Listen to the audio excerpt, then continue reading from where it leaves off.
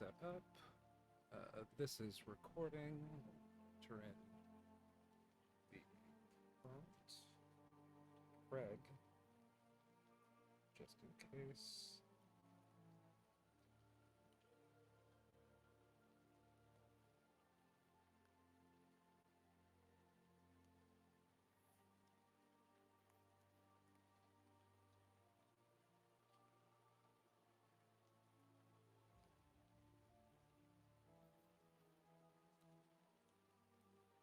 Now recording. That is so loud every single time.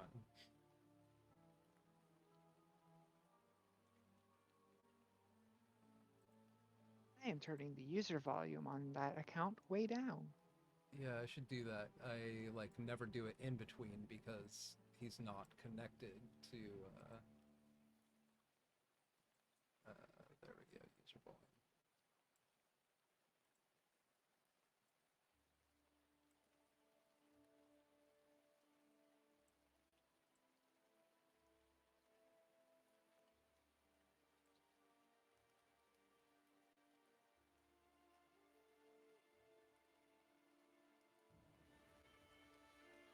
Hey, hi y'all.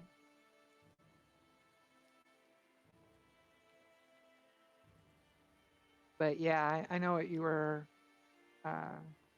talking about there, Stephen, as far as like playing the Fantasy Flight games, RPGs for it. Like playing Death Watch. Yeah, I'd like to try like some different RPGs at some point. Like I've never actually played Cyberpunk, and I like Conan seems kind of fun maybe.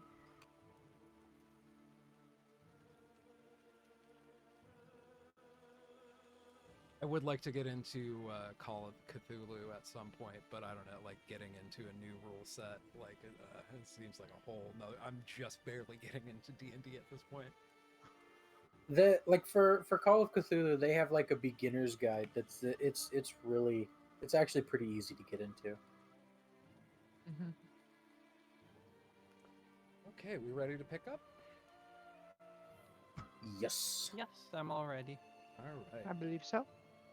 Getting into episode 9 of Curse of Strahd, where last we left off, our heroes have barely survived the events that have just taken place in the town of Vallaki. 3 among you falling in battle in the ensuing chaos, but finding yourselves mysteriously reborn after accepting a dark gift. Vampires, so many fucking bats, and Count Strahd von Zarovich himself cut a trail of blood through the streets in a massacre that came to a climactic end at the Church of St Andral. Strahd destroyed the bones of St Andral, beheaded Father Petrovich, and reduced the entire Wallachian militia to a pile of smoldering ash before flying off dramatically on a flaming black horse. Afterwards, Ricky was seeming distraught in his current state, and requested to be left alone at the church for a while. Manu elected to take a walk, while Sunny, Tegan, and Irina decided to head back to your room at the Blue Water Inn. Then we had our split scene, cutting back and forth between Tegan hanging out with Sunny and Irina while they got day drunk at the inn, and Manu scene where he performed some enhanced interrogation on the coffin maker. You weren't able to get much more information out of him than you already learned or guessed, but you did manage to relocate Lancelot, that little doggo that y'all accidentally adopted. And as Manu returned to the inn, Irina at that point was in a very drowsy state and happily curled up with Lancelot as the rest of you discussed what to do next. The words "never split the party" ringing in her ears, Tegan insisted on going to find Ricky before doing anything else. So back to the church was the next move. At the church, you did not find a Ricky, but you did find the outsider Rictavio, apparently having a dispute with the burgomaster, Vargas von Vlakovic, about how to properly handle the bodies of those bitten. A very high persuasion roll from Tegan managed to settle the dispute. back to the Thanks task. to advantage. Yeah, thanks to Sunny coming in clutch with an advantage there.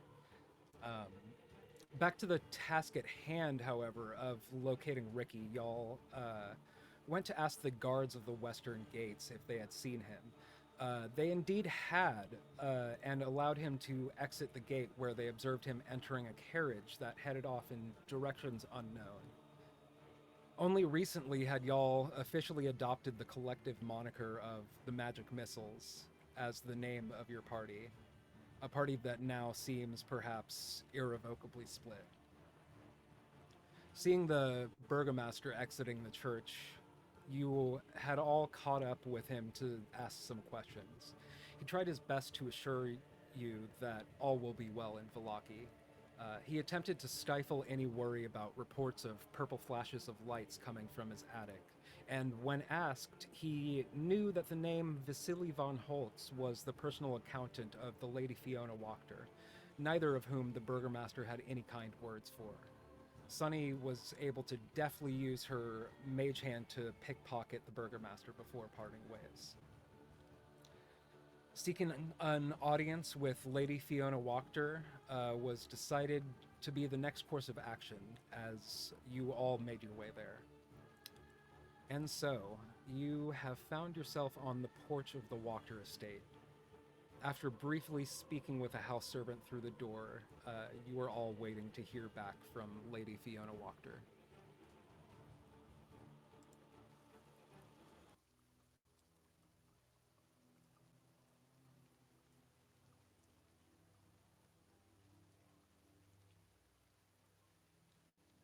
So you're standing there before this, looking like a once regal estate, maybe time-worn and a bit worse for the wear. There's a garden out front that looks like it hasn't been kept. You can see off to your left while you're standing there on the porch.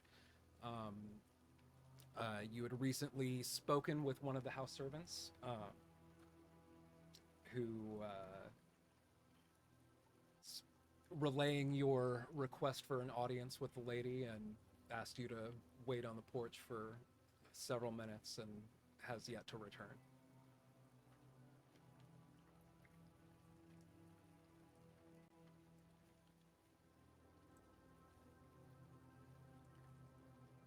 Okay. About 2 minutes pass, 3 minutes pass. Are there any noises inside the house? Like, are people there, or did we just get like ghosted? After about 4 or 5 minutes, you do hear footsteps coming back to the door, and the kind of eye hole slit that had opened that somebody had peered through to talk to you all opens once more, and a person's voice says, Lady Wachter wishes to convey that she is intrigued that you would pay her a visit, but is most dismayed to say that she is currently predisposed. She does, however, wish to meet with you, and offers that you might return here in 3 hours' time, and she would be delighted to have you as dinner guests. I do recommend in the meantime you might tidy yourselves up a bit, as to be presentable before Our Lady. And I think other than Tegan, who has done a bit of prestidigitation to clean herself up, like Manu and Sunny are probably not looking that great. In fact, Sunny, I think you're still probably a little bit day drunk.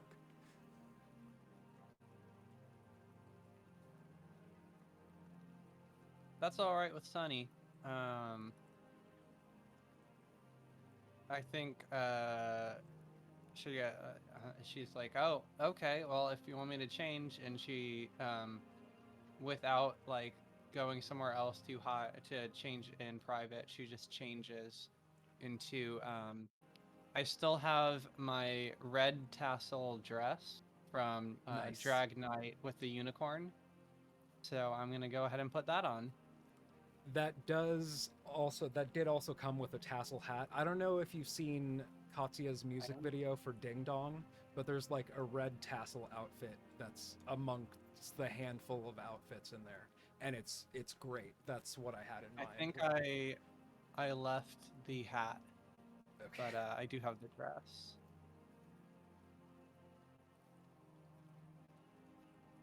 Oh wow, that is a lot of tassels. right?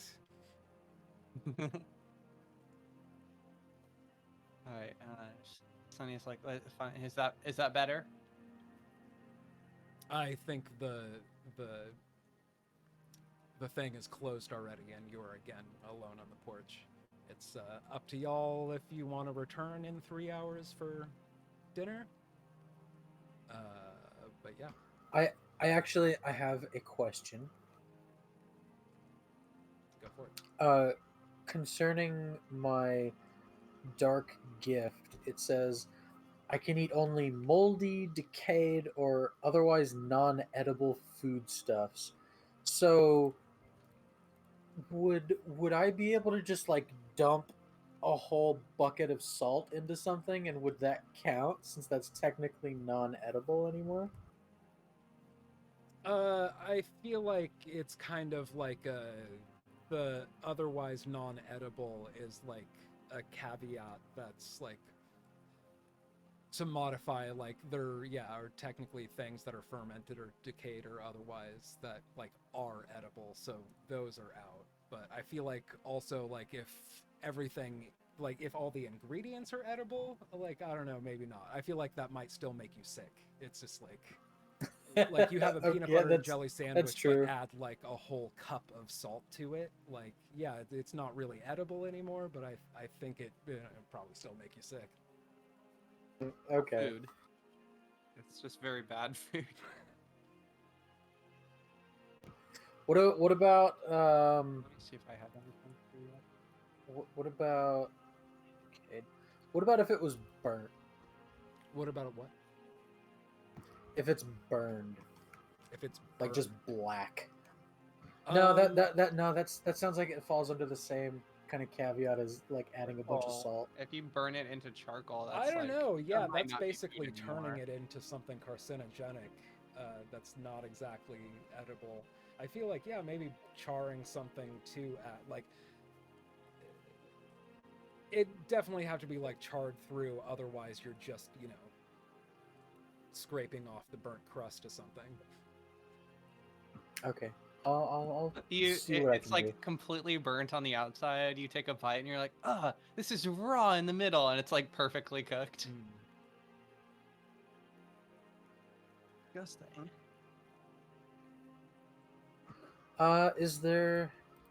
Is there anything that can fill our time like for the next few hours? There's always the Blue Water Inn. There's a number of other locations you had claimed interest in.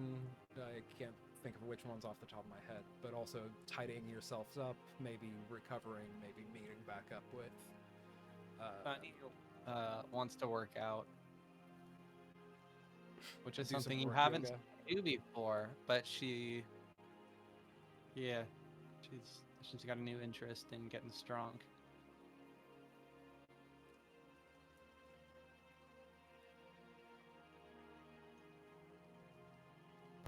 How about yeah, let's in the meantime, I mean we could dude ourselves up a bit, but if we have time we should also talk to Rictavio and see what he's doing in town.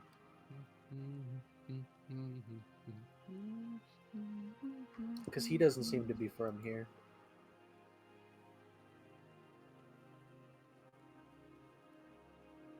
And he also didn't seem to be Vistani either, oddly.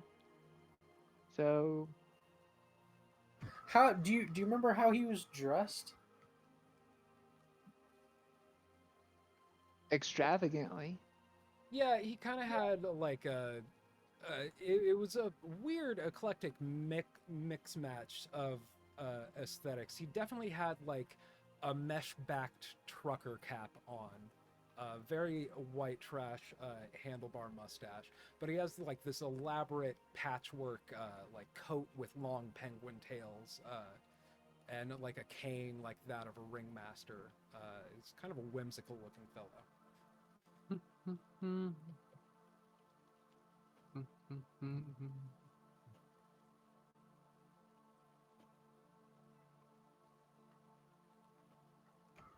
Could we get Like, do they have baths at the Blue Water Inn? They might.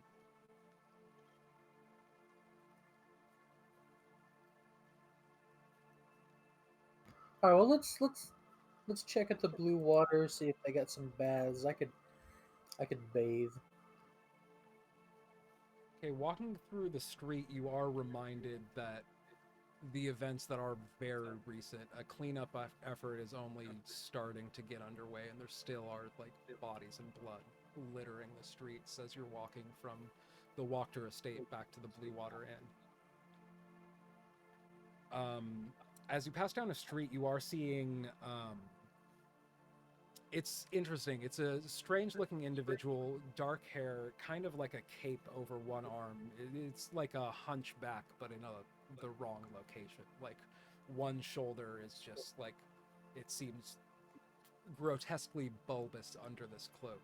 Um, and he is gesticulating to several of the guards under his command. They are, for some reason, seeming to not really be taking a part of the like body disposal cleanup effort.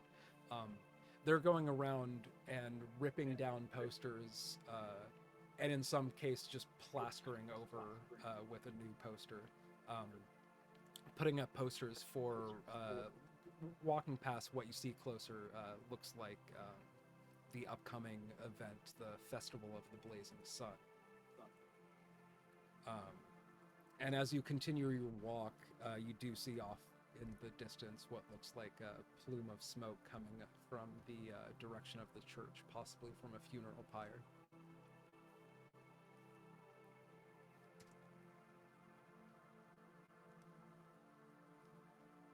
Good. Oh no. My files are too powerful.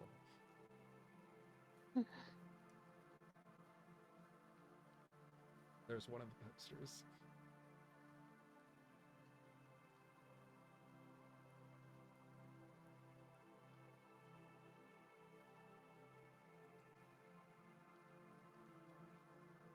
But yeah, you're all heading back to the Blue Water Inn?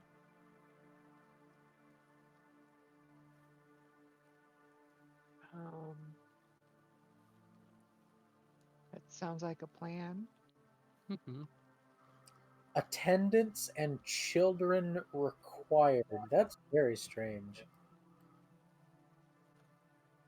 Considering this is someone who, despite the existence of clerics with actual deific power, wants to deny that there are divine powers involved in protecting against undead, and thinks that enough people gathering with well wishes and happy thoughts is the perfect protection. So, odd is going to be a relative term for this mayor at this point. I mean, to be fair, it seems like nothing here has seen the touch of anything holy for a long time.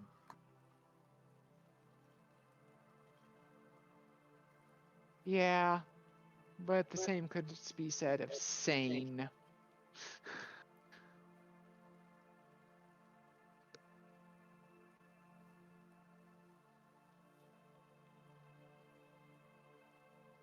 All right, so at the Blue Water, oh, I gotta bring up my sheet.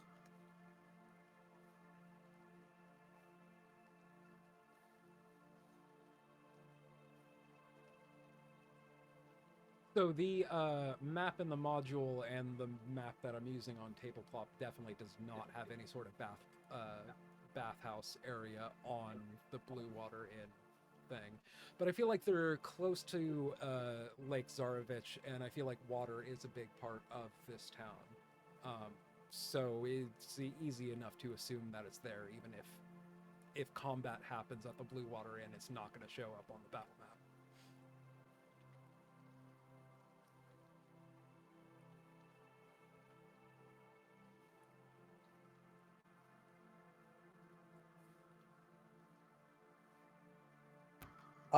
Yeah. So I would ask, whoever's at the front, I think it would be Danica. Probably. If I could maybe get a bath going. Oh yes, guests of the inn can help themselves. It's round back behind the barn.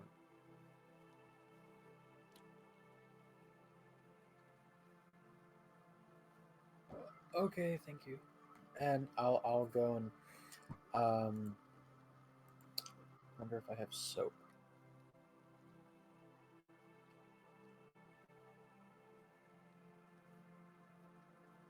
Dungeoneer's I pack, do 50 not have feet soap. of hemp rope, 1 bar of soap.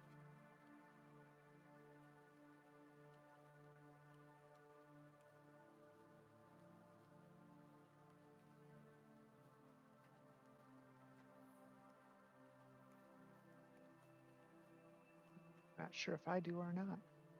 Yeah, I don't. Oh well, I guess I'll just wash off then. And you get out there, it's kind of like this nice little grotto area. There's looks like kind of a hybrid like steam bath and sauna. Like it's not currently fired, but a wooden hot tub, as well as a small line of three outdoor showers that kind of have faucets coming out of this little faux like stone and mortar like constructed waterfall thing butted up against the back building. Um, Looking around, you do see a couple like handholds, little like flat shelves in the rock that do have, you know, looks like clearly used by other grubby hands and bodies, but there's soap there.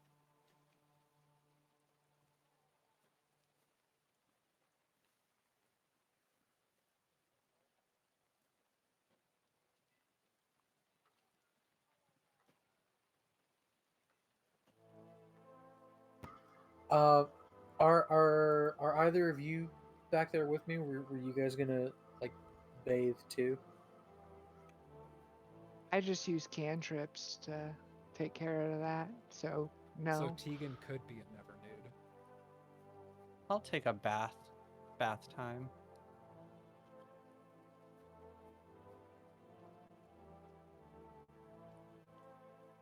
Okay, well I'll let you know when the water's ready. And hopefully, if I get some alone time, I'm going to. I'm gonna like. I'm gonna root around in the garbage to find something to eat. Okay. That's easy enough to do. Kind of like slipping back, like kind of through this little bathhouse area. Like it is abutted up to like kind of like the stable area, and then around the corner from that, there's kind of a small compost pile, and you do smell some fairly, you know, rotted food that you could just like, oh no, and then Do I right see around the Manu corner, do this? What? How about contested stealth from Manu and perception from Sunny? 18. I'm on the lookout. A 15 for me. Yeah, so Sunny, you had just said, "All right, Manu, like, tell me when the water's ready." And then Manu's like, yeah, okay. And you're expecting him to go to the fireplace that's right next to you, that's clearly underneath this big water tank that's, you know, supplying all the water for all these taps that are here. And you see him walk past that and around the corner. I think you get a little bit of curious and kind of peek through some gaps in some of the fencing there, and you definitely see Manu just go into town in the compost pile. Okay, I'm just gonna stay quiet about it for now. Okay. I'm pretty grossed out though.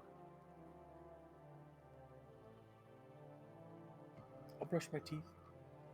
Yeah, wash the shame off you in the shower. I kind of just like go back to where I was sitting and like pretend I didn't see anything.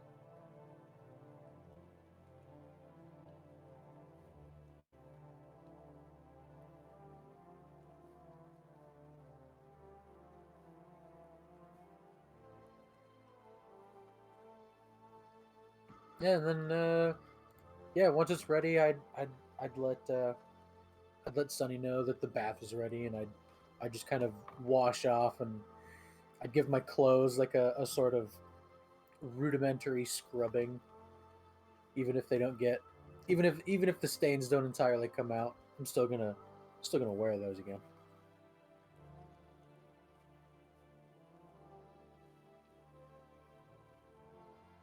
I was gonna say, what choice do you have? But you could probably get away with just nothing.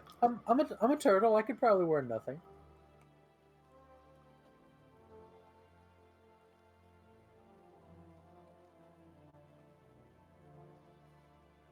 Okay, so you're letting Sunny know that the taps and hot water and everything's ready. Y'all Yep. doing anything else besides tidying up, or?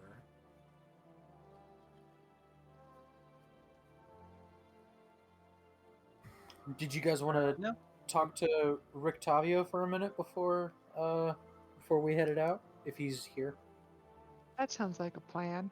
As long You as did since we're not see waiting him when anyway. he went into the inn. But I'd say waiting for that tank of water to heat up and probably a couple other things. Probably at least one of those 3 hours is probably passed.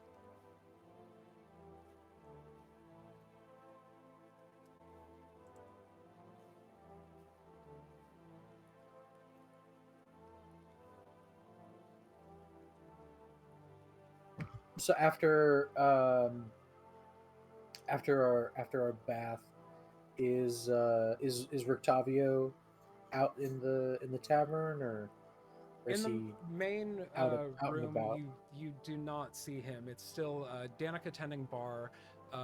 There's a couple younger gentlemen kind of in a corner, drinking and making jokes amongst themselves. A couple other a couple people like tending to their wounds and trying to kind of recoup. But you do not currently see Rictavio.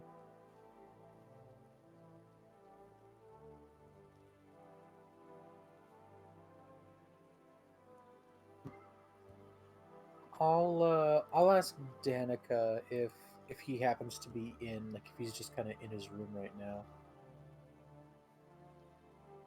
Oh, the ringmaster. I mean, you could knock on the door, I suppose, but I have not seen him coming. She kind of looks up, kind of opposite from where you are, kind of the banister of the small hallway that lines the doors to the rooms that they have there. Um, and says, I'm sorry, I can't be of more help. He is usually very lively and likes to entertain the guests in the evening time, though. I would check for him there. We uh we've got plans for the evening, but we were hoping to maybe chat with him. Does he go anywhere during the day, or does he usually just sort of stay in his room?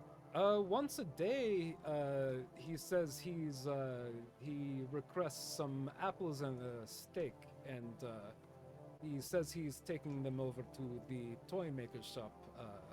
He used to have a monkey, and we could not allow him to have a pet monkey in our inn, even though my boys, I'm sure they would have loved that, but I could not allow it. He wound up giving away his monkey.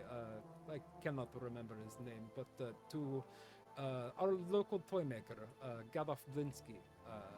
And he goes over there once a day to bring him a steak and several apples for the monkey.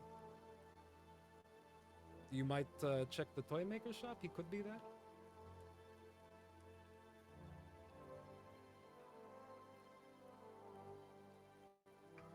Don't think I have that on our list of things. No, this is definitely the first time I've heard of the toy maker shop, I do believe. No, Mhm. last episode you definitely said something about like I definitely do not want to know what a Barovian toy maker is like. I feel like there was a Right, bit yes. about that. When I believe it was when you It's were asking toys. directions for the burgomaster's house, and it was said to be near the toy maker's shop, and you're like, if we know what a Barovian coffin maker is like, I do not want to know what a Barovian. Yeah, toy that maker is sounds like. right.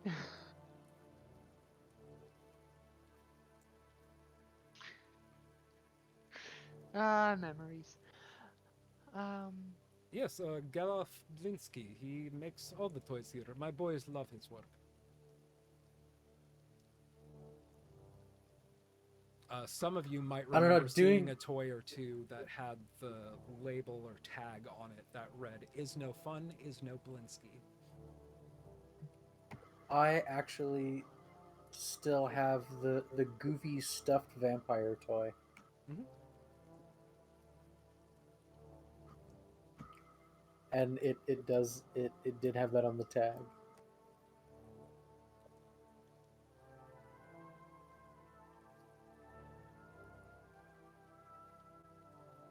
I don't know, doing anything just seems like it's gonna be a thing. Could go upstairs, check on Irina and Lancelot. Could twiddle your thumbs for another couple hours. I feel like would probably have taken some water upstairs and spent my time up there while they were bathing.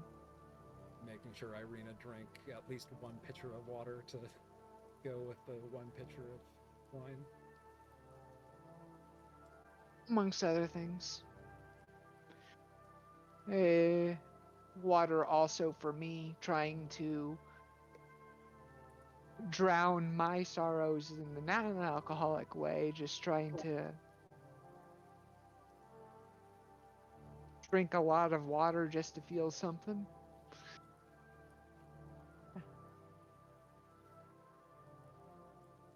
Off topic, but I saw a meme the other day that cracked me up that was just like, y'all ever been drinking a glass of water and you're so thirsty it just starts dribbling down your chin? And it's like, that is the moment that you are a thirsty little slut for water.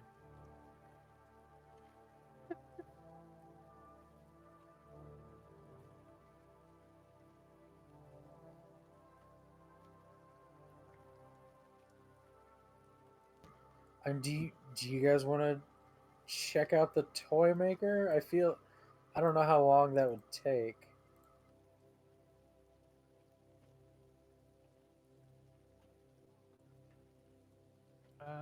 I'm down. Sure. I feel like either toy time or just wait.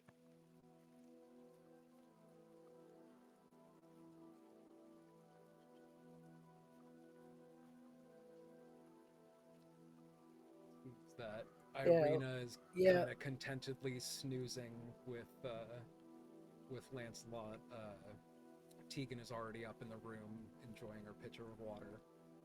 When y'all come up post shower, you Manu, after asking some questions to Danica, discussing about whether or not to go to the toy making shop.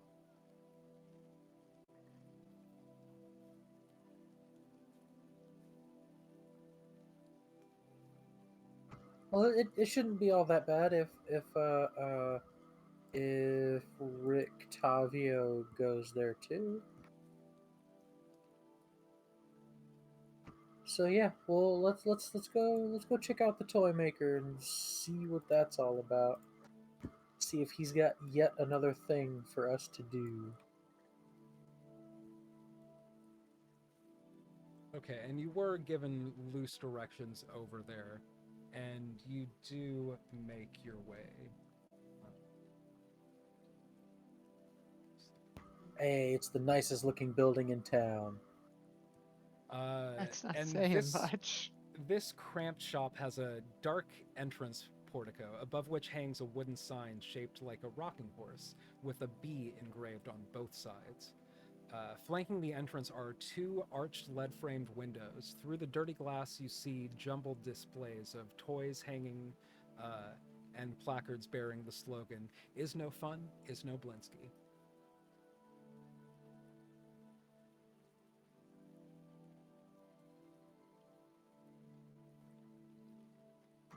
Well, let's go on inside and see who's there. Maybe we could buy ourselves a couple of toys.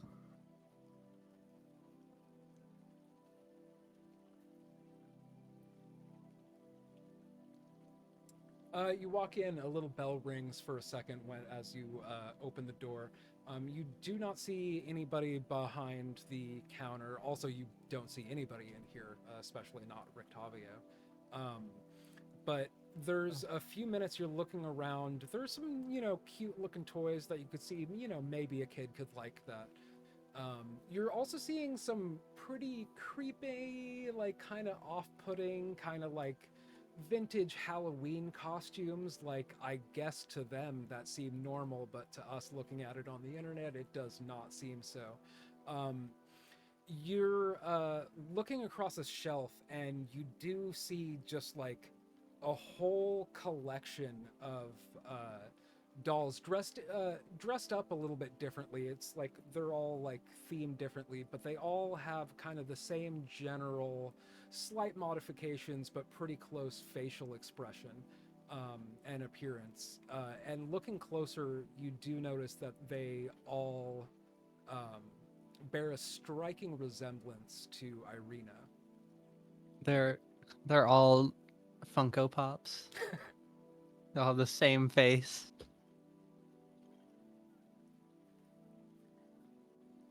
Yes, he just has a shelf of Irina Kolyana Funko Pops in different outfits.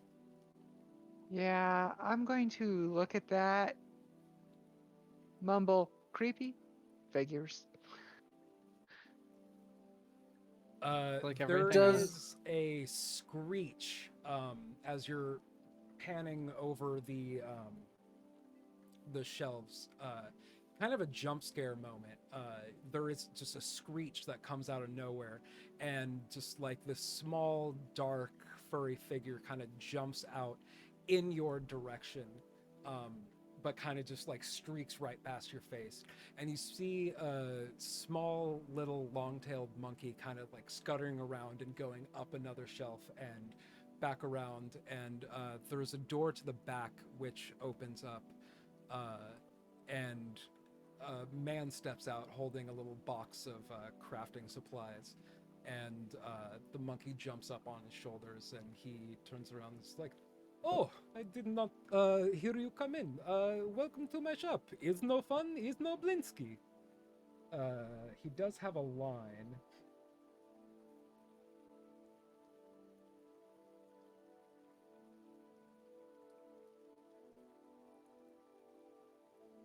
He says, "Welcome, friends, to the House of Blinsky, where happiness and smiles can be bought at bargain price. Perhaps you know a little child in need of joy? A little toy for girl or boy?"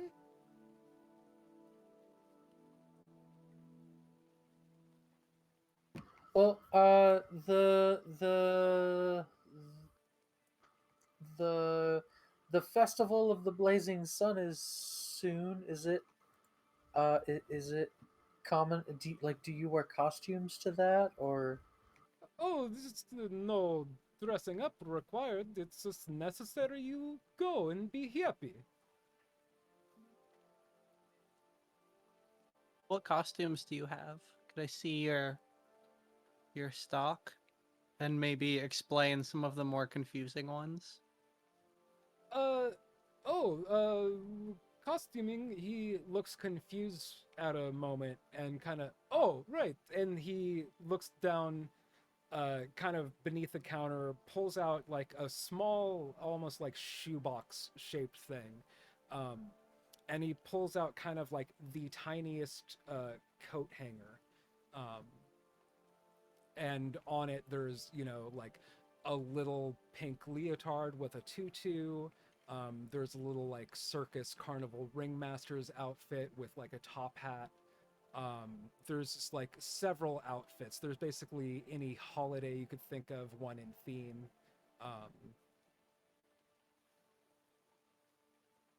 Do you happen to have anything in my size?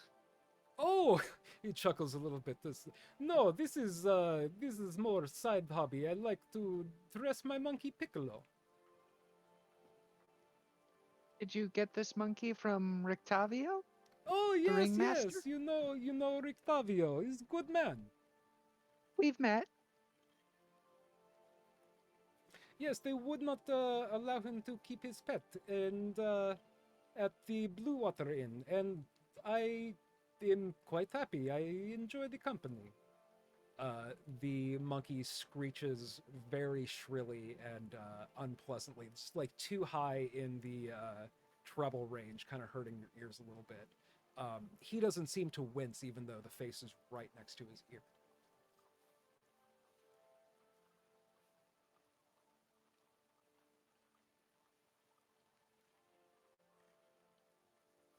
Is there anything besides costumes? I mean, I am a toy maker. Perhaps you would like a toy? Actually, speaking of our mutual contact, we were trying to find him back at our hotel, which we're also staying at the Blue Water. Do you know where else he might be? Oh, he does not visit me too often. I'm afraid I cannot say.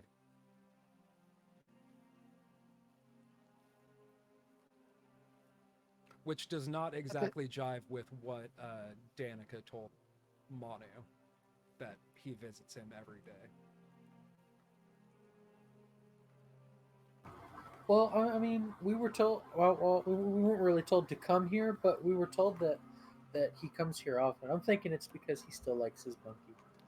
Oh, I mean, I'm sure he does, but Rictavio has not paid me a visit in, oh, I don't know, not that long, but it's been a week or two, I'm sure.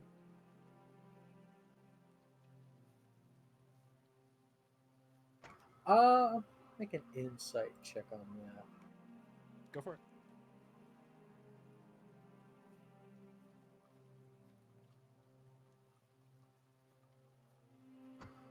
Ten. He does seem to be confused why you would think that um, he would be visited any more often than that.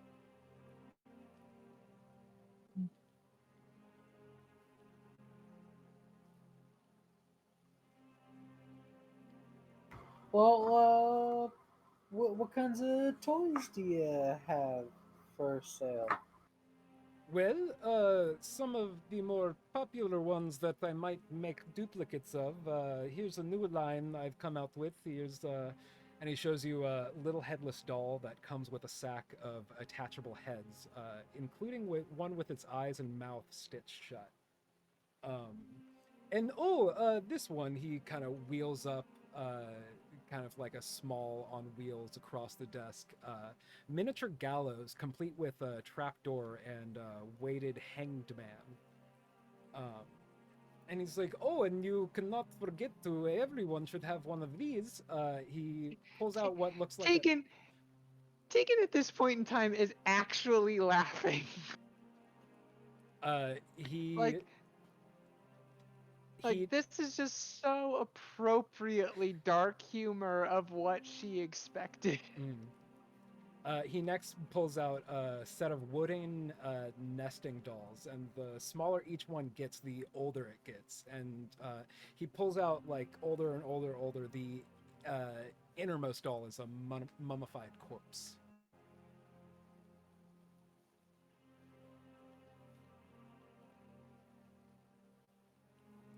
He Is also the pulls mummy out real? a. I actually ask. He kind of winks at you and kind of does a shh, and he moves his fingers on it. You can't tell if it's a like sleight of hand illusion or if it's actually a little bit squishy.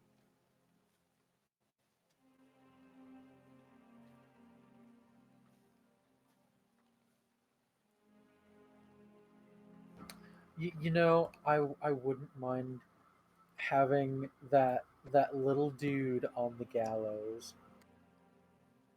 Oh, you like my Blinsky miniature gallows? Yes, I could let this go for 9 copper.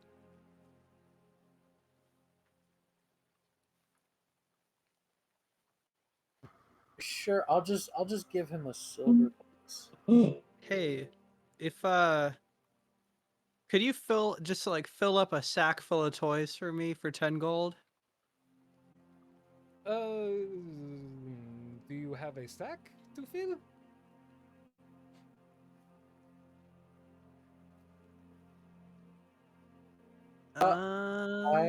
If you don't, I have a sack you can have. Yeah, if I could borrow the sack, I'll give it back in just a little bit. Oh no, go for it. You can All keep it. right, I have two. I hand the toy maker the sack. Yes. How much toys were you looking to buy, and was there any demographic 10 or specific gift? 10 recipient? gold 10 gold worth of toys. Just give me the good ones. He does pull out the rest of basically everything that he mentioned besides the galas that Manu had just picked up. You also do get a wooden string mobile of hanging bats with flapping wings. There's a wind-up musical merry-go-round with figures of snarling wolves chasing children in place of prancing horses. There's also a ventriloquist dummy that looks like Strahd Zarovich. And also one of the dolls that also looks a lot like Irina, but it was not on the shelf that kind of had the whole Irina collection. The Irina Fall 2021 collection. Okay, I'll put those toys in the sack. I'm actually gonna take the Strahd puppet out and put that in my backpack. I think Tight. I'll keep that one separate. Tight. Well, thank you. Are Toy there man. Gaddof Blisky, I'm very pleased to be doing business with you today. I hope I could put a smile on yours and or a loved one's face today. I hope the kids will enjoy that as well.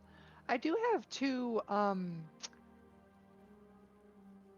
awkward questions. He kind of First, squints at you. It's like, yes? first, why is your tagline "is no fun" when you sell toys, which are a lot of fun? Well, if it's no fun, then it's no Blinsky. Okay, I think I follow now. I think you're My maybe second- reading that in the wrong inflection. You're reading is no fun, is no Blinsky. But it's like is I no think I fun, was. is no Blinsky. Yeah, I think I was. So that brings me to my second question. I notice a lot of your dolls have similar structural features, and I was just wondering what the basis of these, and I kind of wave slash point towards the Irina dolls. It's like, is there a basis of the aesthetic choice? those are more top shelf, not exactly for public spell. No, those are a special commission by. I don't know if you have met Izek Strasny, the Burgermaster's henchman. I don't think we have. He has been commissioning me to make these for years. Each time he wants me to change it up a little bit. Sometimes he really doesn't like what he sees, and I do not make a sale. But he's been very consistent with bringing in pocket money. To, I think he buys at least one of these every week.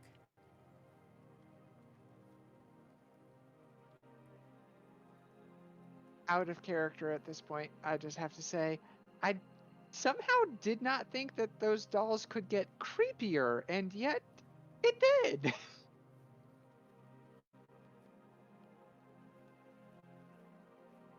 What was the henchman's name?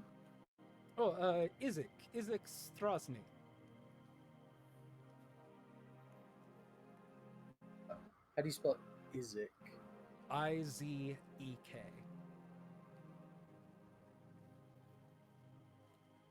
And then Strazni?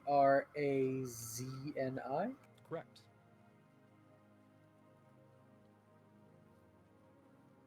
I'm gonna say, well, Anyway, thanks for your business. Guys, I'm just gonna wait outside. And I'm a head outside real quick. And thank you very much. Um, Feel free to come back anytime. yeah, of course. And I go past. I kind of like I go out and make sure to go past the window where he can't see me. And I'm going to use my masquerade tattoo to cast disguise self, and I'm gonna make myself look like Irina, Okay. and then I'm gonna come back in. Oh, And he says the same line. Welcome, friend, to House of Blisky, where happiness and smiles can be bought at bargain prices. Perhaps you know a little child in need of joy? A little toy for girl or boy?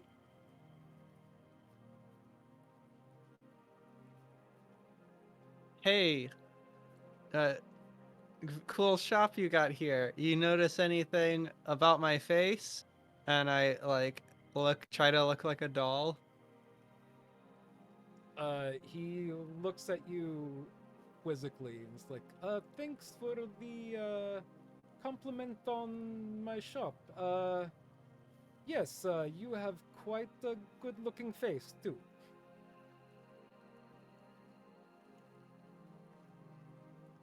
Oh, my friends Manu and Tegan are here. Yeah, Well, those I won't dolls look just interrupt like you. anymore.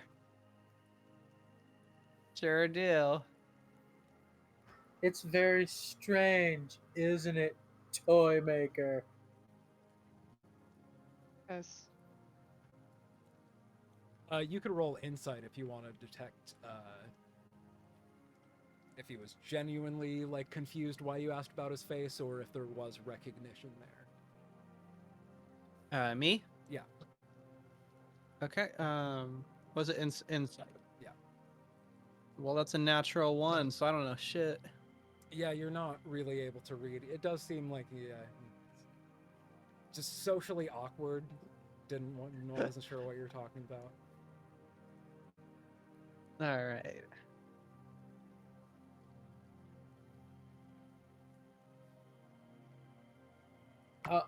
Would you happen to have any more toys that look like Strahd? Uh, yes. Well, no, actually, I used to sell a line of doggy toys that had a squeaker inside, but oh, I think I sold the last one of those perhaps a year ago. Let me think. I do have a few vampire-themed ones. Yeah, they could pass. Was there anything specific you were looking for? Well, just a male vampire, and then one of those, uh, one of the Irina dolls, the one of the most recent ones. Oh, I'm afraid I cannot sell the ones that are on the shelf. Those ones are still claimed for. I, if you I thought allow me to look, I could try to find one of the rejects that he did not want to pay for. I, I might have one or two in that line. Well, how much would the rejects be? Uh, 9 copper.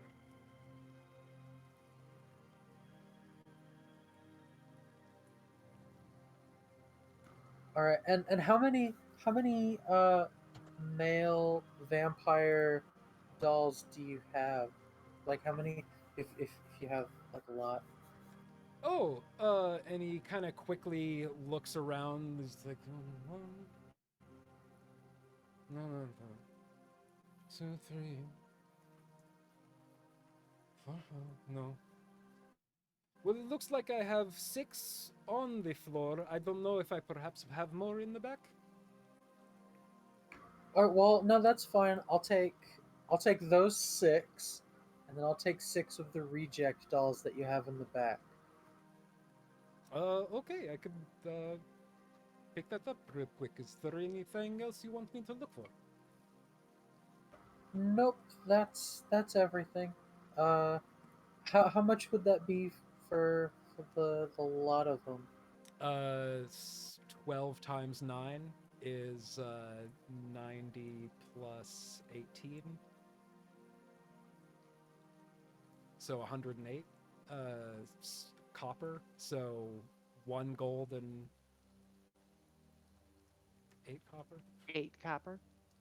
Yeah, I'll give him 2 gold. Oh, thank you very much. And he slips that in his apron, walks back into the back for a moment, leaves y'all by yourself for a few minutes. The monkey Piccolo is up on a shelf, just like one hand up, kind of like Spider-Manning, and just like looking at you. That it's giving me so many like Dragon Ball Z vibes. Having it, monkey named Piccolo, just Vegeta constantly yelling about Saiyan pride. That Vegeta Widow's Peak is very Curse of Strahd too, just like Yes, it is. New final boss, Vegeta. no, Vegeta's Widow's Peak. Vampire Vegeta. How high is his forehead? It's over 9,000. That's a great name for a mountain, Vegeta's Peak. Oh, I gotta write that. I'm trying to decide if Vampire Vegeta post vampirism would still have the Saiyan attribute of get stronger every time they get their ass kicked.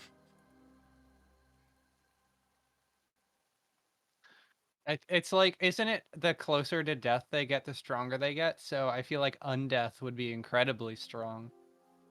Would going Super Saiyan give himself radiant damage though? With the whole gold, like, Is there a Team 4-star version of Ultra Instinct Saiyan form yet? Oh yeah, there has to be, because Vegeta abridged telling Trunks, I turned Super Saiyan Blue and you just dye your hair. was Team 4-star the ones that did DBZ abridged? Hmm. I tried to watch that, and I did watch most of it, but is that finished? I feel like it was like 4 years ago that I watched it, and it wasn't finished. They concluded with the They're Cell Saga.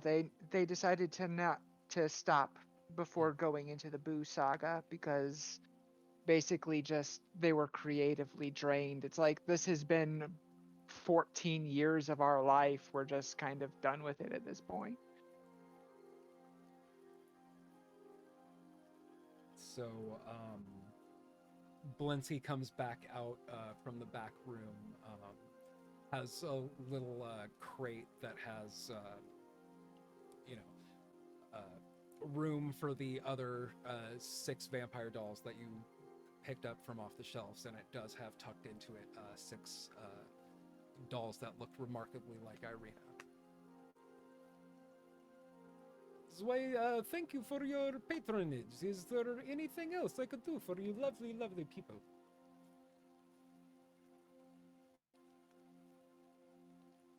Well, if you see Rictavio, tell him that we want to talk to him. We got some other business tonight, but maybe we'll see him tomorrow or something. Yeah. Tell him it's the group called the Magic Missiles. Were the ones that helped him deal with the Burgermeister. I will relay this if I see him. My work mostly keeps me here in the shop, so it will have to be dependent on if he walks in. But I That's fine. suppose if you do not see him before I do, I will say this, if I remember. Like- And he kind of looks at his like- monkey, is like, Piccolo, remind me. He kind of looks.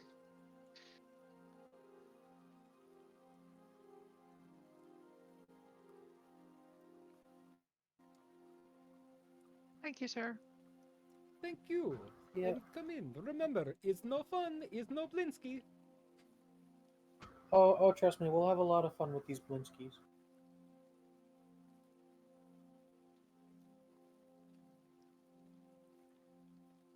Okay, and I'd say that probably another 45 minutes to an hour 15 have passed. Okay. Could we head over to the orphanage? I want to give them a sack full of toys. Yeah, Oh yeah, you can be Santa Claus. All right. We just have to go there. Sunny's not going in. She's just gonna leave it on the porch. Oh, I guess she dumps all the toys out on the porch and then gives your bag back, Monty. Well, you can keep that if you want, if you need it for something. Like if you want to, I don't know, put someone's head in it or something. Okay, I'll keep it. Sack. I'll add sack to inventory. good old tube of burlap.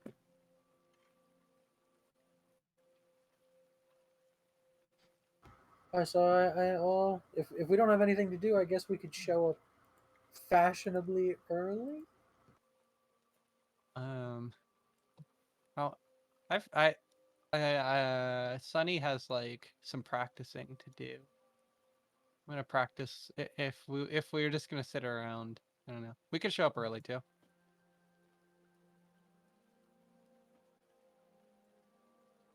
Um, I- I'm in favor of sticking around until time skip. All So, right. I think Sunny wants to just practice with the Strahd marionette for a little while. Okay. Make a.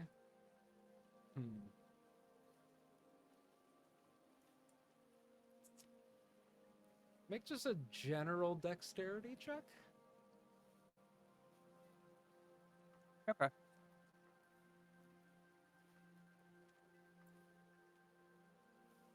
2. Two. Plus Okay. 5. 2 plus 3, 5. Okay. If you Not much better. if you got over 10, I was gonna give you advantage on any performance roll. But there's no reason you can't practice again. So. Yeah, I'm glad that's kind of where I was going with it. I want to You didn't be dexterous like this thing I, apart. You didn't like natural. yeah, two I'm trying to your gain broken puppet. proficiency in it. You just hear I Sunny play it with over my there. straw She's just like marionette. Do you have proficiency you in you that? hear like Indeed, I do. you just I think everyone you just like hear it like fall on the floor and you just hear Sunny shit. You hear it fall again. Oh fuck. And just, like angrily puts it back in the backpack. Okay. Is there anything else y'all are doing while waiting to kill time, counting down the clock? Nothing that I could think of. Okay. It's a little bit before 8 here, so 10 for the two of y'all. Maybe 8:10 or 10:10 sound good for coming back from a break? Sure. 20 minutes? Yeah. A little less Okay, than yeah, 20 that sounds minutes, great. like 18 Yeah, that minutes. works. 18. Okay, yeah, see y'all soon. Bye.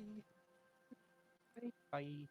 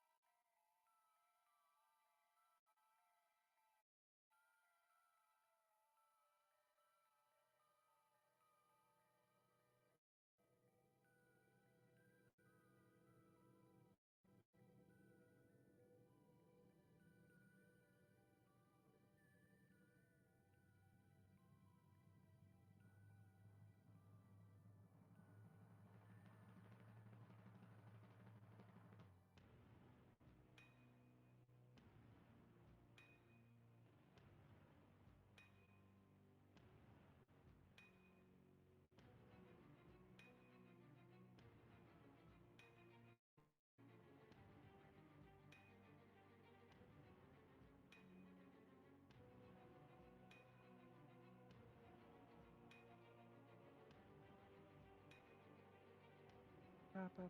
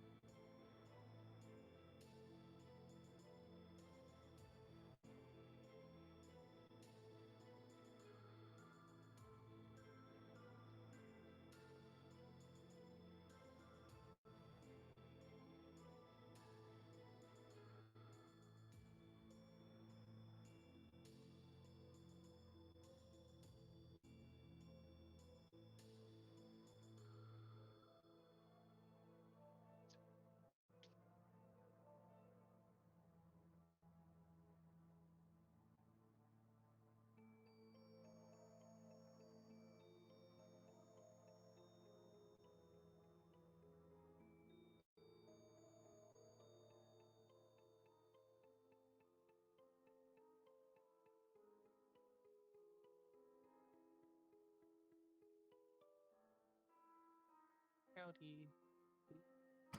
Ham.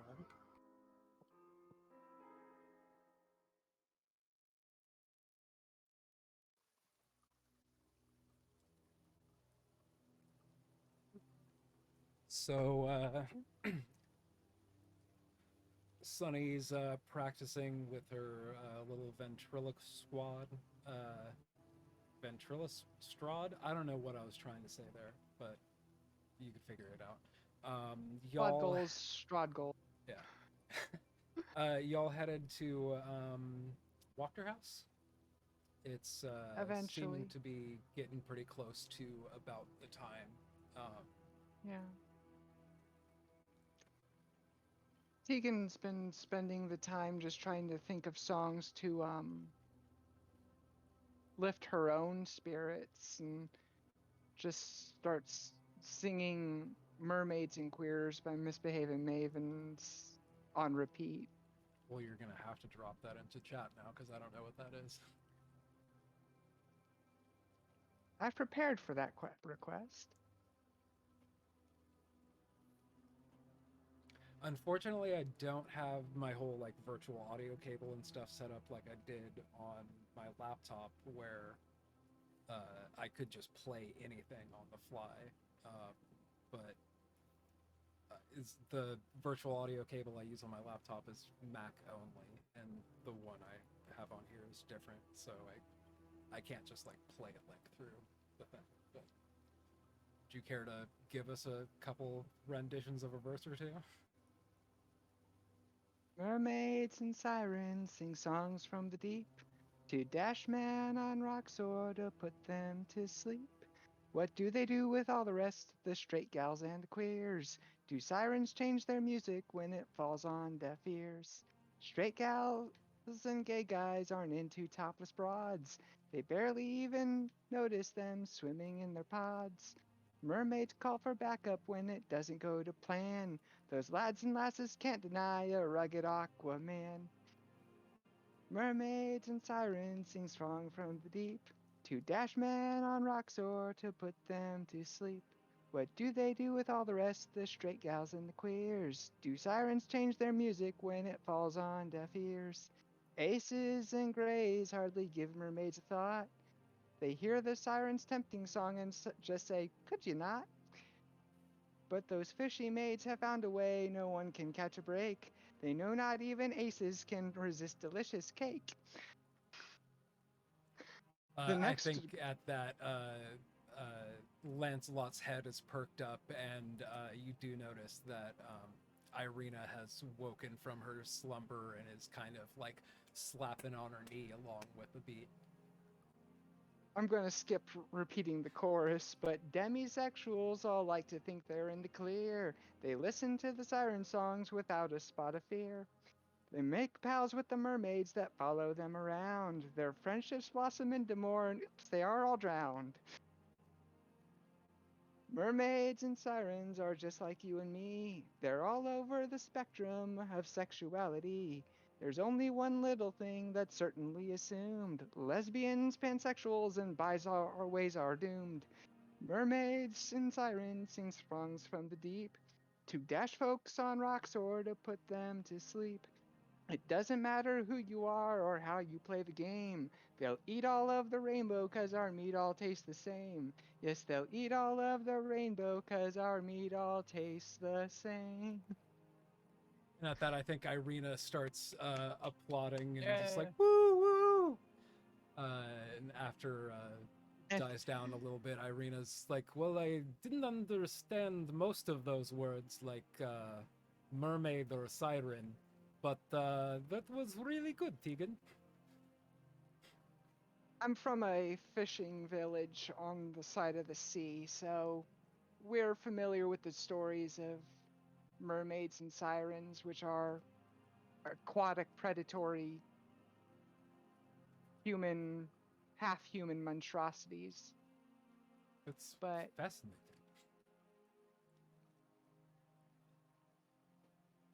and out of character, let me just say that while I had to look the lyrics up to check myself, yes, I have it memorized. Nice.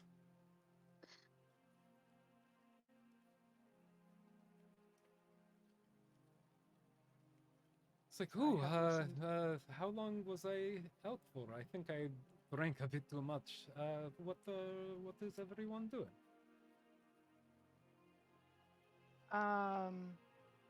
Well, we went to the toy shop. Um, go there sometime. It's creepy in ways I don't think you'll expect. Um, and now we're going to get ready to go to I Fiona have Wachter. Wachter's house. Because she couldn't meet with us earlier, but she can now, apparently. Yeah, apparently we're gonna have dinner there. Oh,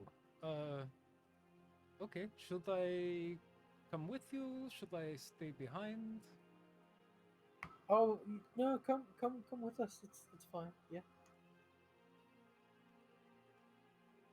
Are we taking the dog too? Are you sure I shouldn't just maybe stay behind with him?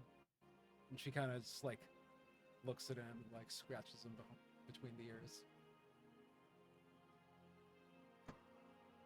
Where is the toy shop relative to Wachter's house? They're kind of opposite directions from opposite directions from like uh the From like Blue the main Water road or Inn, something? kind of like it's to the south of the Blue Water Inn, and Wachterhaus is like to the north of the Blue Water Inn. Well, let's just see if Danica and and I can never remember their names. Danica and Davy and Mardikoff, and their two sons, Brom and Bray. Yeah. How? Well, yeah, they're just kids, aren't they? Yeah. Okay, good. So they hopefully didn't die when the vampires killed everyone. Yeah, let's just see if the owners of the inn wanna if they can take care of Lancelot just for a little bit, and then we'll be back and we can take him off their hands. Oh, that sounds like a good idea.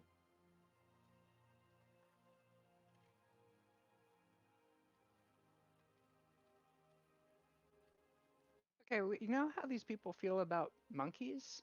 Let me just say that if they decide that they hate dogs, Then can we then we take can Lance. we agree to burn this place down? No. Okay. To be fair, though, monkeys aren't pets. That's a reasonable line to draw. So like downstairs, They're animal ambassadors. I'd ask Danica if they could just watch Lancelot for a little while because we got to go and meet with somebody, and it's not really the kind of thing you take a dog to. She says, "Oh, well, I would not, but Brom, Bray, are you within earshot?" And you hear a couple like footsteps from above, and they kind of run down the interior staircase. And I think Lancelot is probably like at your shins at the moment, and one of them's kind of like behind his mom's kind of apron strings and kind of like peeking out. It's like, "Can I pet your dog?" Well, we gotta go somewhere for now, but we were gonna leave the dog here if you wanted to play with him for a little bit. And I think the younger one kind of looks up at his mom and is like, "Yes, it's okay. Keep a good eye on him. Make sure he does not leave your sight. I'm assuming my boys, they will be responsible. Right?" And then Yeah. I'm like, "Yeah. Well, Okay. that settles that. Is there Thank you. anything?" Okay. No, nothing else. That's okay. We'll be back in a little bit. I don't know how long we'll be, but we'll be back.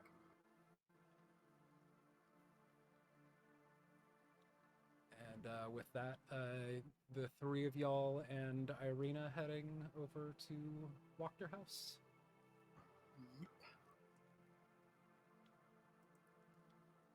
And it's starting to get dark at this point.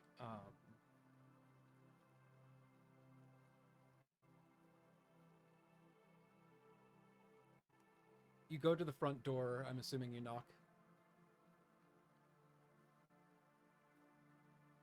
Sure, why not?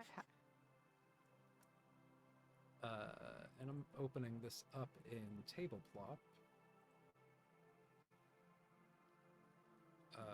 Absolutely not that I anticipate combat happening here, but y'all haven't seen this location.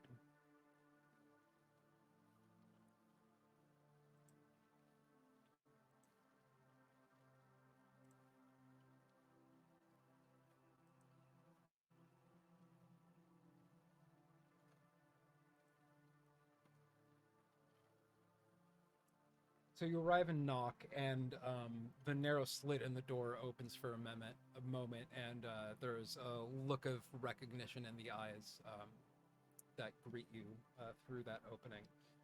And the front door opens into a narrow vestibule. 3 stained glass doors in wooden frames lead from it. I've got to find the...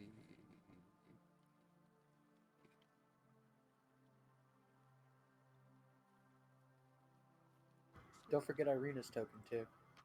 Oh, right. Irina is with you. Is she a character or an...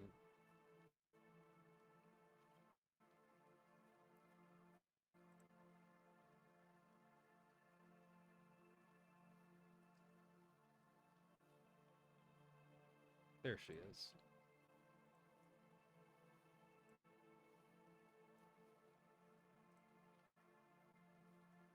She is on the house.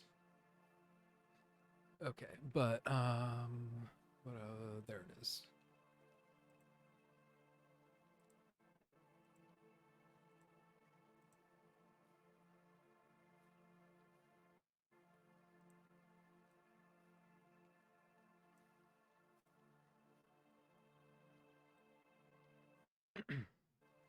Yeah, so the door opens into a narrow vestibule, and 3 stained glass doors in wooden frames lead from it.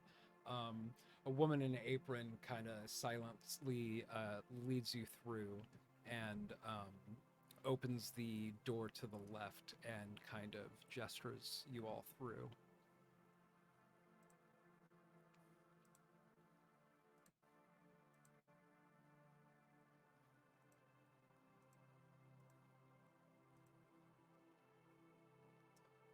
You see in front of you, before you turn left, there's a wooden staircase that leads up to a balcony.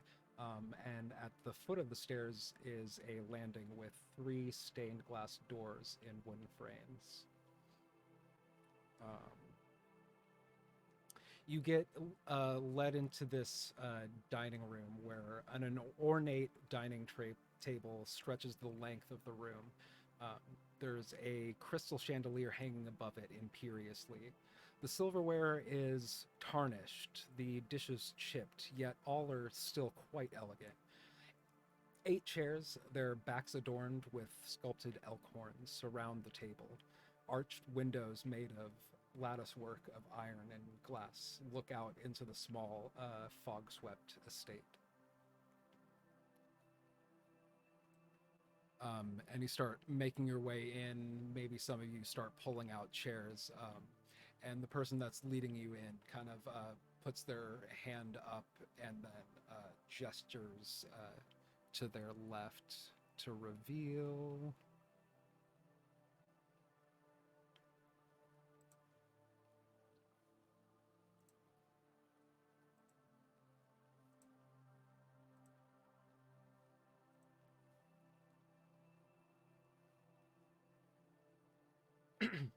To the left, here, three elegant couches surround an oval table made of black glass. All are set in front of a blazing hearth, above which hangs a portrait of a smirking nobleman sporting a broken nose and a tangle of hair graying at the temples. There are several smaller portraits hanging on the north wall. And sitting in the sofa here, I don't have a token to bring up right now, is an elegantly dressed, kind of muted blues dress with lots of pleats and kind of a bronze neck clasp around her neck. And she's sitting there with kind of like a quiet grace and dignity poised, looking up at the portrait that hangs above the mantle before turning her attention to you. She is a little bit wild and unkempt, but in a nice, elegant braid, just dark hair with shocks, streaks of white going through it. It's just like, welcome to Wachterhaus. I am intrigued by your visit. Please, sit. Alik informs me that dinner will be ready shortly.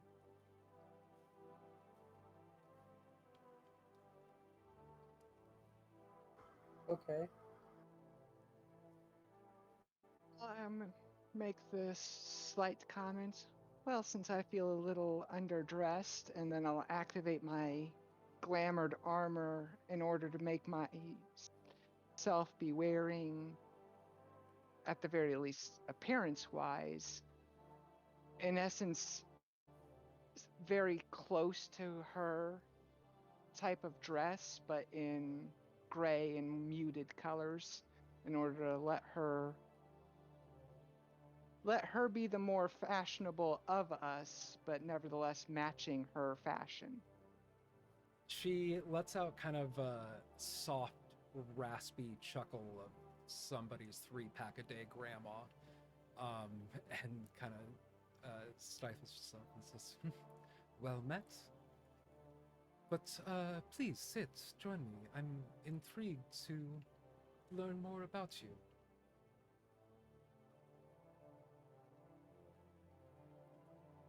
Well, yeah, sure.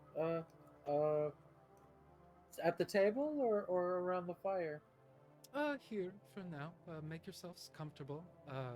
Alik informs me dinner will be ready momentarily, and we will switch to the dining room at that time.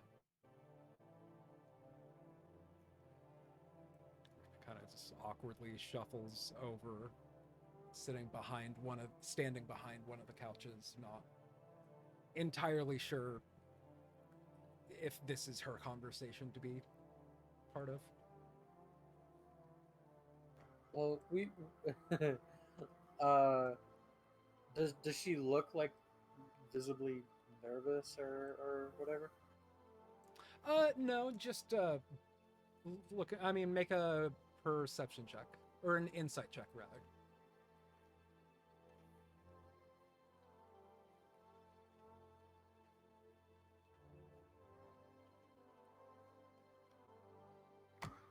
That's an 8 total. Yeah, she's just looking awkward, like not uncomfortable,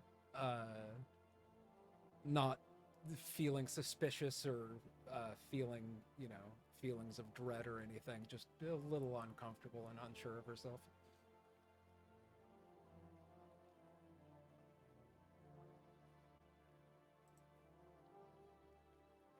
Should we handle the business of our reasoning to be here before or during or after dinner, would you prefer? Well, to be quite honest, I'm merely delighted at visitors. And she looks a bit stricken for a moment. Forgive me, I've not left my estate in some time, and well, company is a rare treat. And outsiders at that. intrigued to know more about yourselves and where you come from and how you came to be here.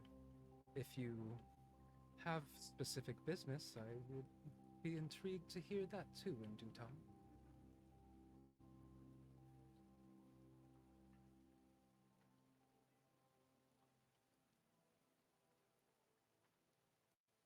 Okay. So, what do you do for business? Like, how'd you get so rich? She looks around and kind of is like, oh, this. And you do look around, kind of trailing her hands. There is kind of like lots of looks like signs of fine and high class, but everything does seem to display visible signs of aging. Um, and she continues to say, it's like, well, my family once was a very prominent and wealthy family. We still have prominence in the right place, but I'm afraid, well, we are sitting on a diminishing pile, as it were. And I'm not sure if Stephen is hastily trying to fix anything, if we need to pause for a second. Stephen, are you still with us? If I keep going, do I have to repeat everything? No, we can bullshit for a minute.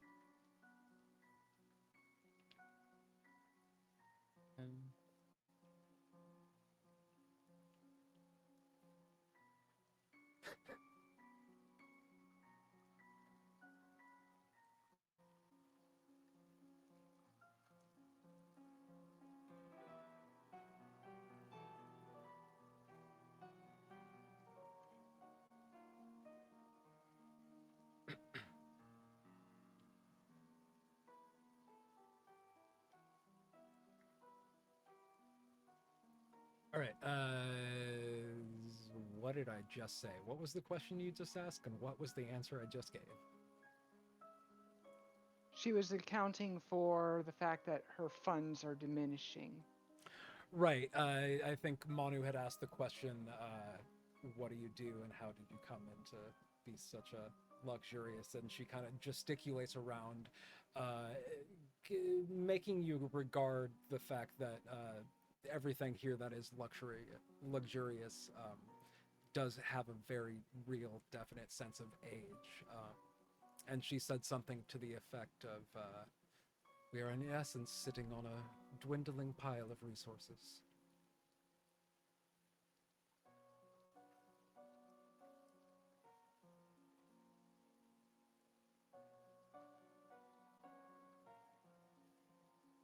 I'm not sure if your mic is coming through.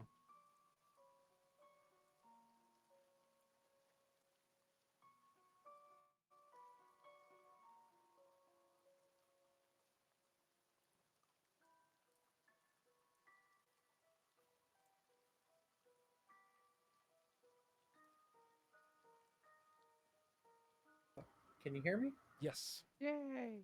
Okay. Sorry about that. Yes, I'm right in front of you.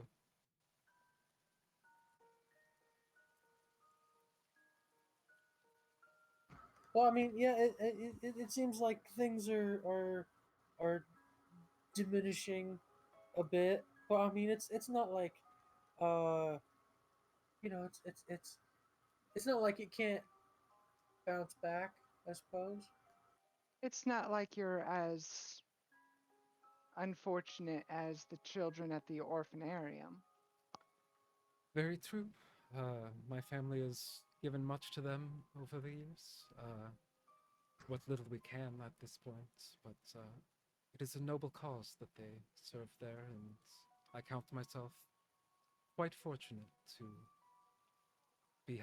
having dealt the cards that such as I have. Is there anything specific about our presence here that you wanted to know? Oh, well. Forgive me. These lands, such as they are, they could be a bit. And she kind of looks around and leans in like she's making a joke. Bit dreary.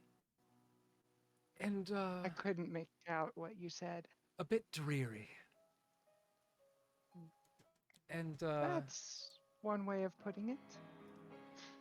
forgive me, I have not had chance to meet with many an outsider, but I'm always intrigued to hear of what life is like beyond these mists. What sort of cultures, what sort of traditions, what sort of people you come from. It's who you are, and frankly, I don't even know your individual names yet. Forgive me, I am Lady Fiona Wachter of, well, Wachterhaus. Welcome. Egan Picaresco. Tegan, well met. Sunny. Son, Hey. intrigued. I'm Manu, Mon, very well met. and this is Irina. She's kind of our ward or something. Ah, forgive me, are you not the Burgermaster's daughter? And she kind of awkwardly is like, yes, ma'am. Ah, welcome. How are you finding our town of Valaki? And she kind of looks over her shoulder and says, well, it's indeed a change from the village of Barovia. She says, indeed. But of you all, I'm familiar with our local Miss Kolyana's village and locale. I'm intrigued to know more about where you all are from. How did you come to be here? Well, all of us have been and arguably still are students of the Adani Adventuring Academy. Academics. Are you familiar with it? No, I'm afraid, but I've always quite admired those with an academic mind. Yeah. An Adventurers Academy is a little more active and slightly less academic, to be fair. We are training to be the kinds of people that go out and take care of situations that need dealt with and go do the more dangerous yet active portions of archaeology. Or clearing out caves of monsters so that miners can come in, or other such jobs and tasks. In essence, we are, to a degree at least, mercenaries in training. Though that's a rather gauche way of putting it. So, quite intrigued.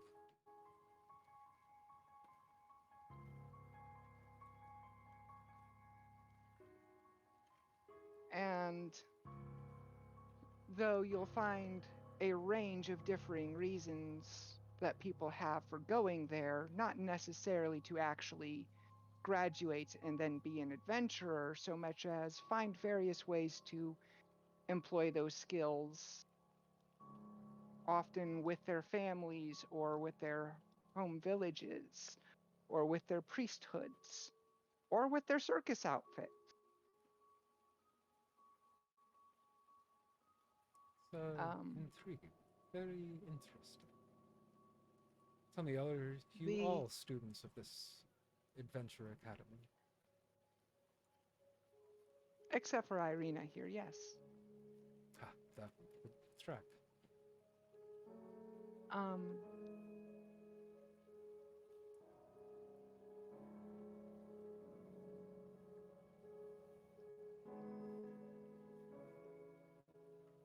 that's where all of us were most recently before coming through your mists somewhat Intriguing. And how unknowingly. how did you find yourself here?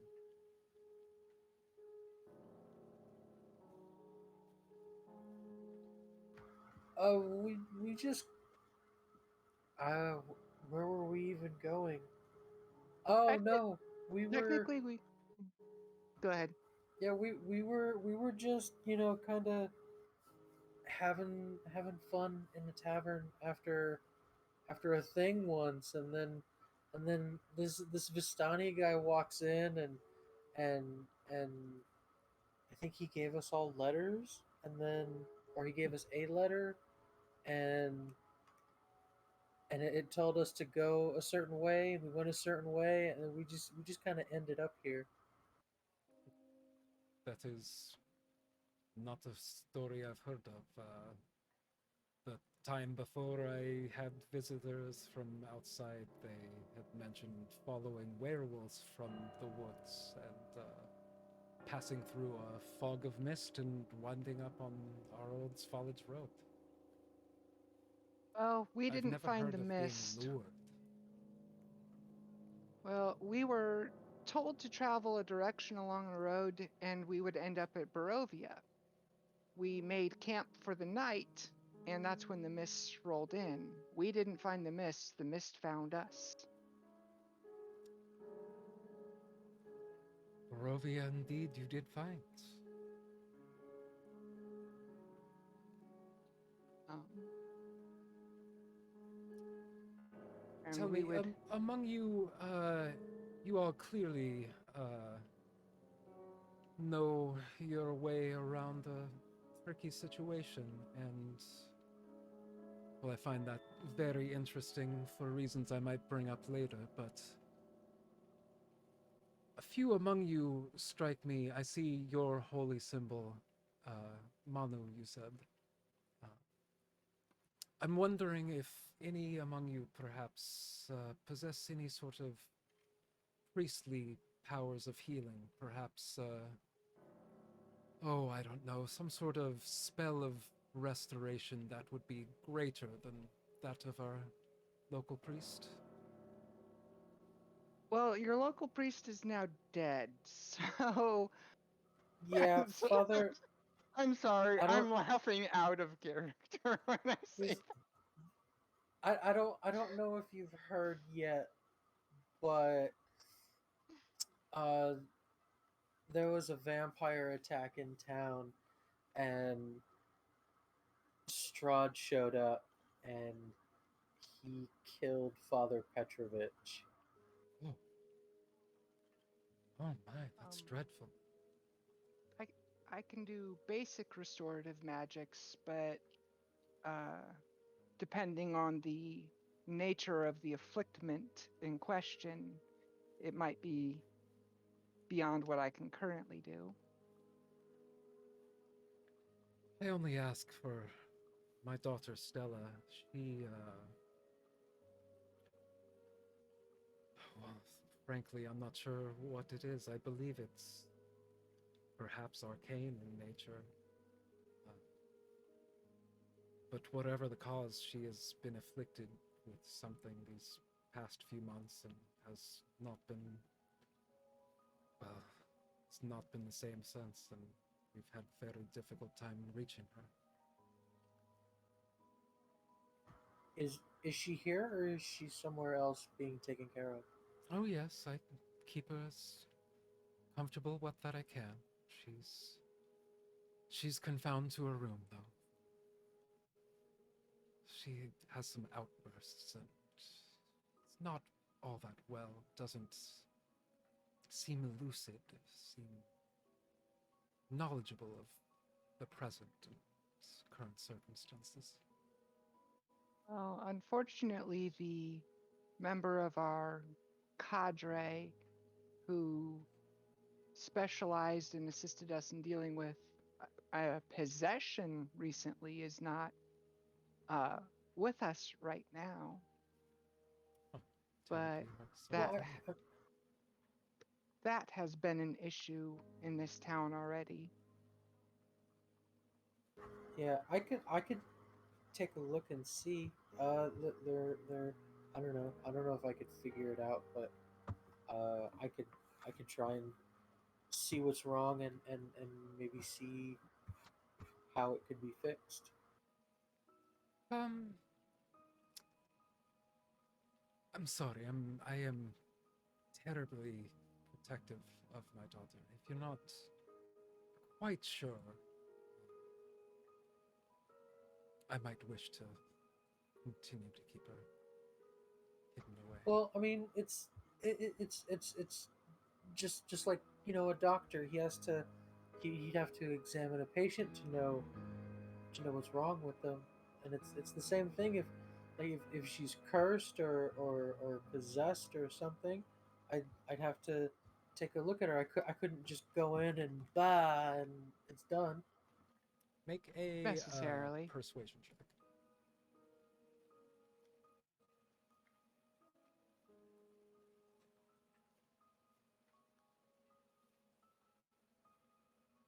That is an 8. Yeah. And she looks like she kind of has this terribly like stricken look on her face of it's like a very tired, old, concerned mother. She does look like she's considering it, and she says, "Well, perhaps." And then she looks up behind the shoulders of all of you. It's like, "Well, perhaps we can discuss this more after dinner. Alik, is everything ready?" And you see behind you, she's addressing the cook who has come out of the room to the right on the map, on the other side of that staircase, and has begun to arrange plates on the table, and some other servants are starting to bring actual dishes. Very, very fancy, very, dome over the platter type of bringing it out. And one with a kind of folded towel over his forearm, very, very polite stance. If our lady and her guests will be seated, dinner will be served momentarily. Very good, Alik.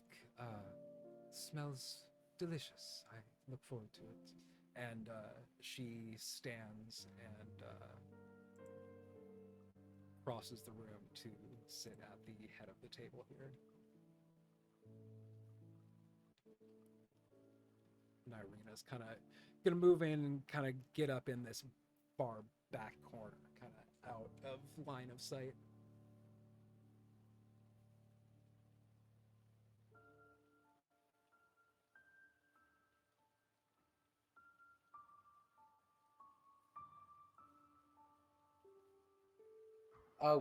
Which end of the table did she sit at? The west end.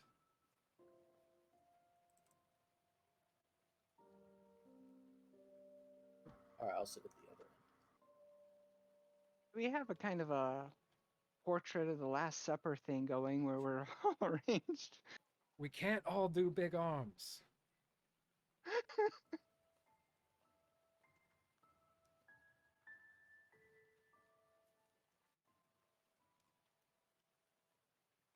And I think moments later, the door behind you opens once more, and the cook and a couple other servants start bringing out dishes and lifting domes off trays. And Lady Fiona says, "Ah, smells quite delicious. Thank you, Alik. Please." Does it actually? It actually does smell pretty good. It you get first kind of a dome pulls off of the dish, and it looks like a plate of possibly shredded goat, perhaps. Um, Another dish comes out, and a lid comes off, and it looks like kind of like this soft, kind of flat bread. And then another plate comes out, and it's kind of like assorted shredded vegetables, some pickled. Another plate comes out with kind of like a crumble. It's just like a pile of crumbled, what looks like chev. Um, and then a big bowl is brought out with a ladle that looks like some sort of soup. And Lady Fiona says, "Ah, well, no need to stand on ceremony of politeness. If you're hungry, please be my guest. Take it."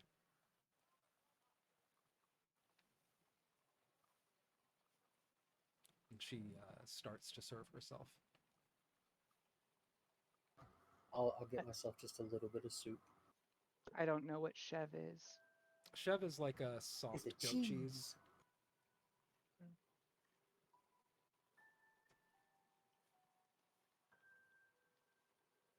I've almost served you a deconstruct. I actually could be misremembering the name of this dish. Is it birria, which is like goat soup that you make tacos out of? I could be wrong on the name.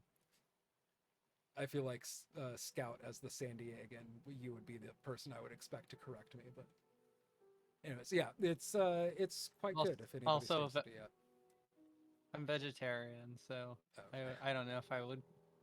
I don't know.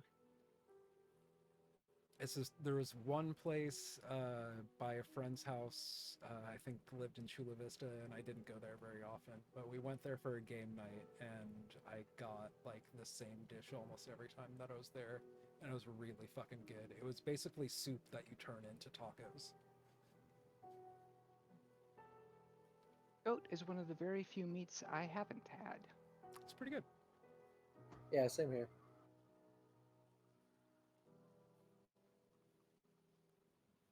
Yes, I just get like a tiny bit of soup, and I just kind of pretend to sip on it.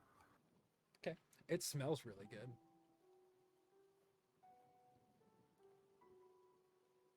Is it though? At the Is head it, of the is table, it really good? at the head of the table, Lady Fiona kind of like very properly tucks herself in, puts the napkin on her lap, and arranges herself a little plate and looks around amongst all. It's like soft chuckles, like so polite. Starts eating herself. It's like, ah, Alik, this is excellent. Thank you very much.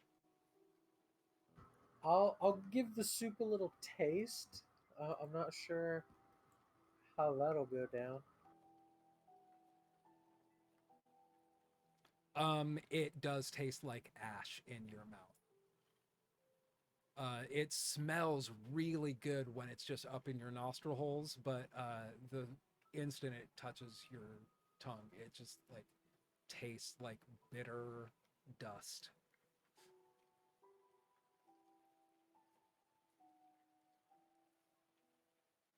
I'm sorry, is it not to your liking?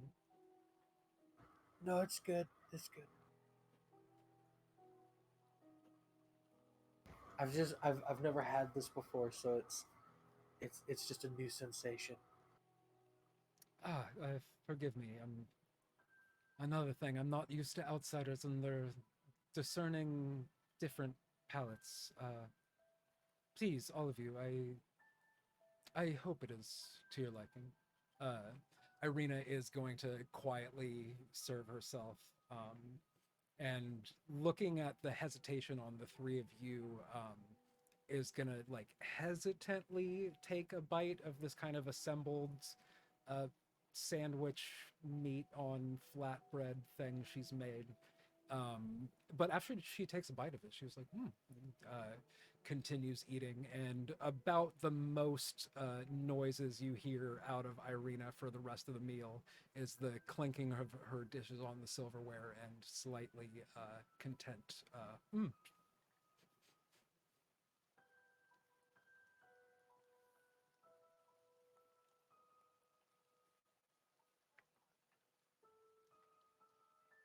But yes, anyways, what is the food like from where you're from? Anything exotic that... Forgive me, I'm sometimes so unsure how to make casual conversations. I'm just Where interested where to I know where come you're from, yeah, where I come from, it's mostly fish and shellfish, like squid. Ah, perhaps you would like fish that our local fishermen take from Lake Zarovich? I'm not much of a fish person myself, but the fish trade does well here. Oh, I don't want to put you out or anything, so maybe some other time.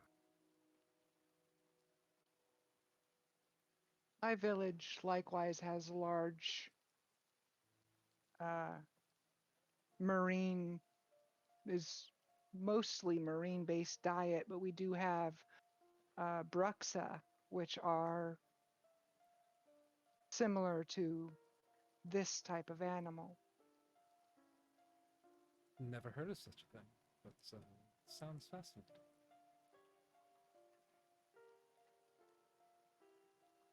You seem to be such... Forgive me, the state of your appearance is a bit rough around the edges. I am stricken by how polite and formal you're being. I'm curious to know about the civilization, the societies, the laws, bylaws, the way of life of your people. It's just interesting to know, to gain a bit of perspective when compared to where one finds oneself living.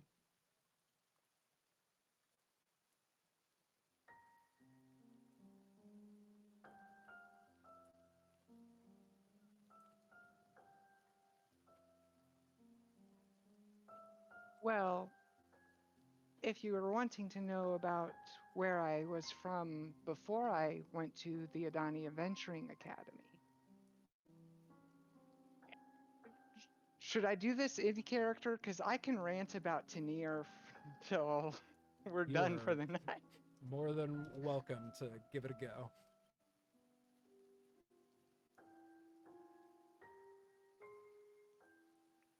Well, I am from a, a, as I've mentioned before, a coastal village, or rather, a village that is at the intersection and a tributary between a river and the sea. Uh, it is significantly to the north of the Adani Adventuring Academy. Our village appraises those who have magical talents at young age in order to give special magical training, and that does come with some of the more refined uh, traits and behaviors, since a portion of our village's council is magicratic. So those who have magical talents, such as myself, are somewhat potentially more likely to end up being anything from traveling ambassadors to actually serving as advisors to the village. Especially because of this, we set out on those of us who have this special degree of education, especially those of us that have the magical end of that special degree of education. We do tend to go out on pilgrimages in order to explore the world, explore our neighbors, and learn what we can about the world in order to bring that back that experience back to the village for the sake of possibly leadership. Seems prudent. So- Tradition that might bring some worldliness and a more rounded perspective to potential new leaders. That's, to be frank, that's quite refreshing to hear. I take it where you're from, Thank you. there is not, it does not carry a crime for malicious unhappiness.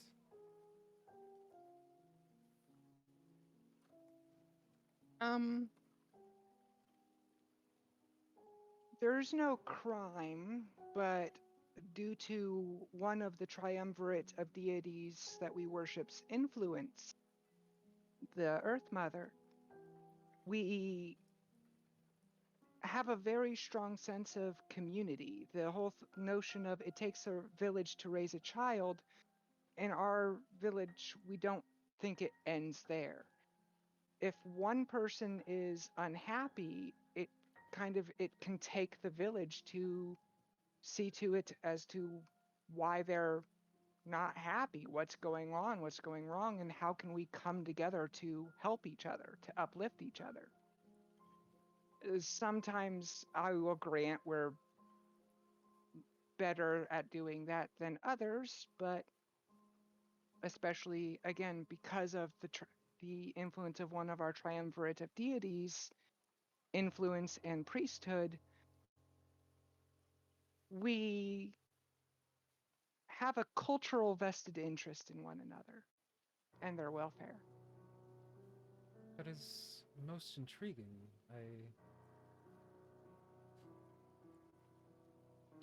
Forgive me, I don't know the word.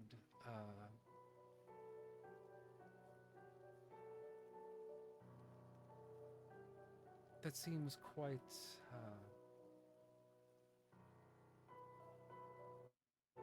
Idealistic sometimes. yes. Forgive me, living in this town under our burgomaster, it's not been the easiest, and I do my best to keep up my appearances, but I take it you have seen the stockades in the town square and the people locked there, and what is he doing these days? Donkey heads made of plaster.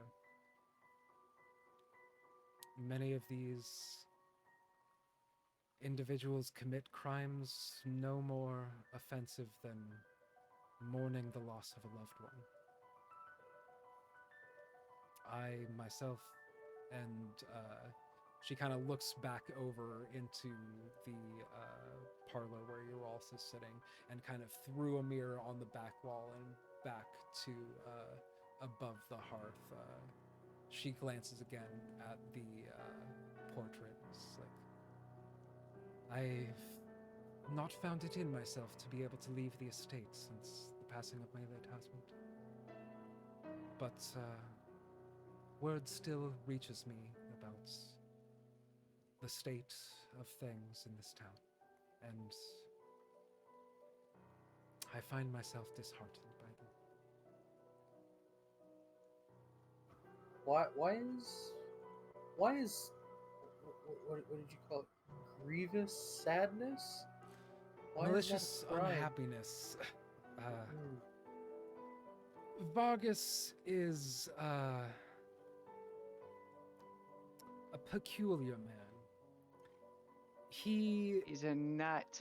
In, Sorry, go ahead, Sam. she chuckles a little bit and looks at you with kind of the side of her eye, and under the breath, and it's like, oh, I think I like this one. His father, make no mistake, was a vicious and cruel tyrant. When he passed, many Valachians hoped for the better. Vargas was always seeming to be optimistic and hopeful and seemed to rule with a softer hand than that of his father, but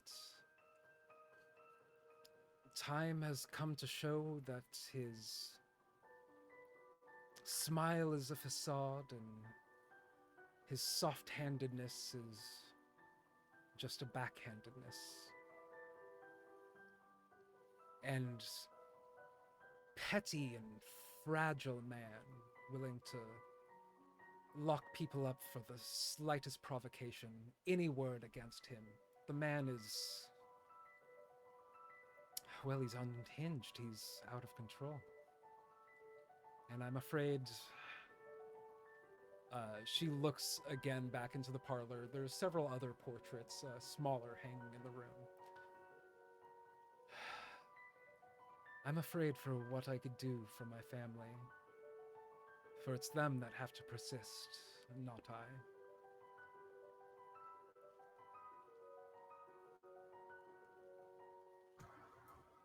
You said you haven't been, you haven't really been out since your husband died. But have you heard anything about purple lights from the burgomaster's mansion? Oh, yes. Seems that the burgomaster's son has been dabbling his own hands in the arcane. And that's what worries me too, is that this is the one who is in line to rule next if anything were to happen to our dear Vargas that prevented him from ruling. And I'm afraid that his son is quite unhinged. Well, to be fair, at least if he has an aptitude for arcane studies, maybe he's at least not as willfully ignorant as his father. She regards you and says, "Forgive me, I happen to have some dealings with this boy. You see, my daughter Stella was betrothed to marry him. I am most grieved to say I was not paying close enough attention to what was happening in their lives. I did not see my daughter for several weeks. It seemed at first he just grew bored with her, barely talking to her, locking her in the attic. But it seemed at some point that this boy's cruelty became unleashed, directed at my daughter. The vicious things he said, the cruel words he spoke to her. And I'm afraid, well, I don't know what has happened, but she returned to me altogether not what she was.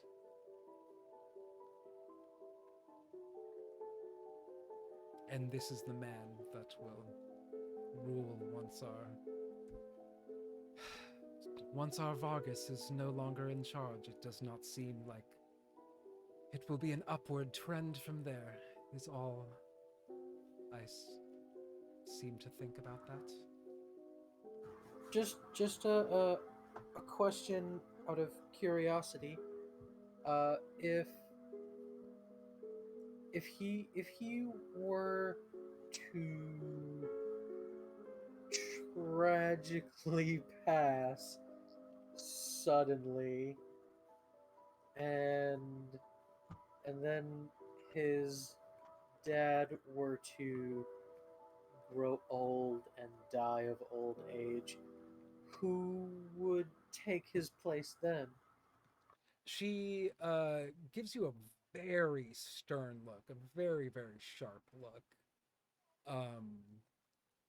And her expression softens and says, well,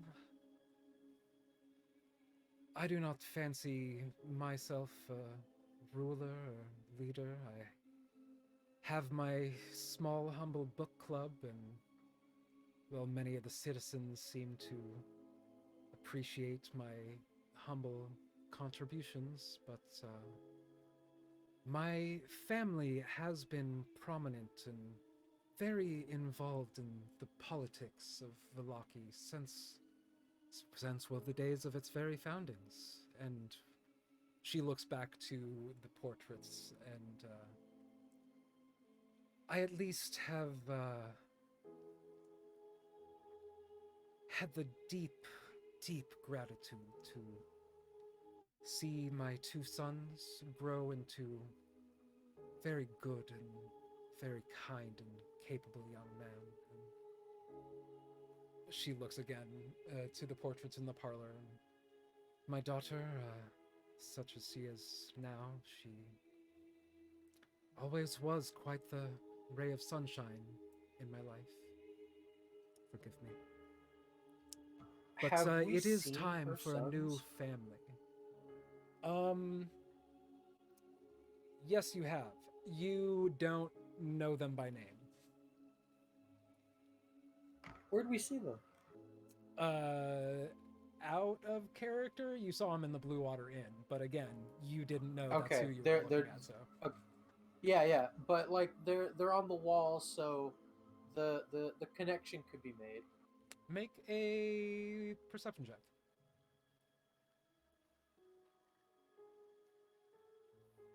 A 15. You do notice tracing the line in between the lady's gaze and her parlor walls. You do kind of squint, and you're able to pick out some of the portraits, and you're like, I think I recognize the two young men in there as possibly people you've seen in the Blue Water.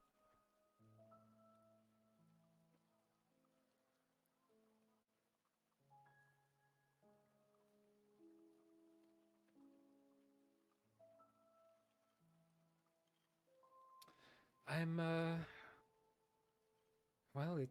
I'm sure it doesn't look well on my own aspirations, but I know that it is time for a new family to take charge of this town's leadership. And I believe mine can fit the bill. It is not,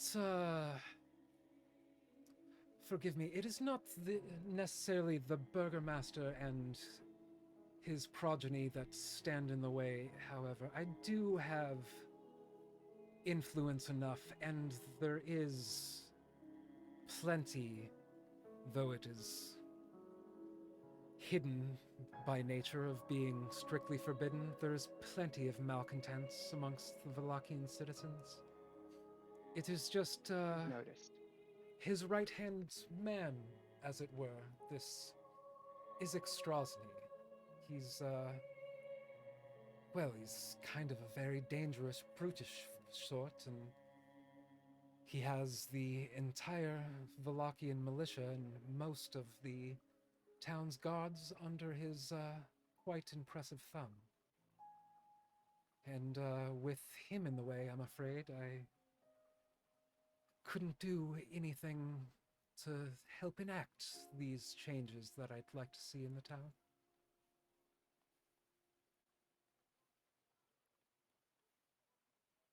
So if you're asking what would suddenly happen if the burgomaster and his family were suddenly out of the way, well, I don't perhaps like the sound of that implication.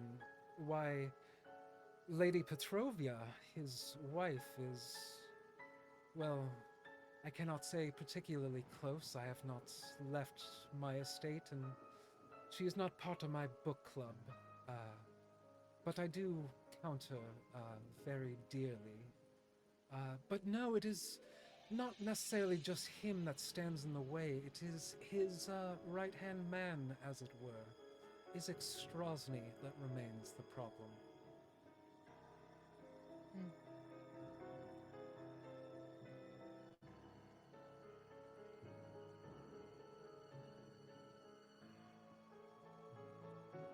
There is another pertinent problem, but it actually traces your way rather than his. As much as I have not bothered to veil my disdain for the man, your accountant is the matter that actually brings us here. She looks quizzically at you for a moment.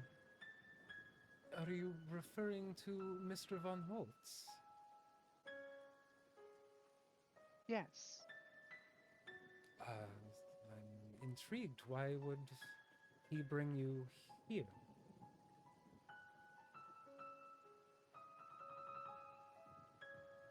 He was doing business with the coffin maker that in turn pertained to the vampire attack today, including, albeit on his part, an indirect connection to Strahd.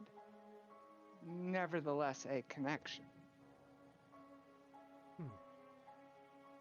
Forgive me, that Which doesn't exactly is track for me. Are you certain of this?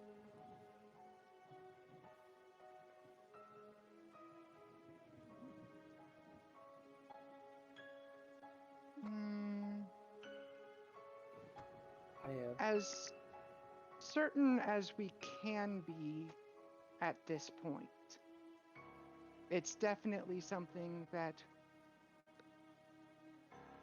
due to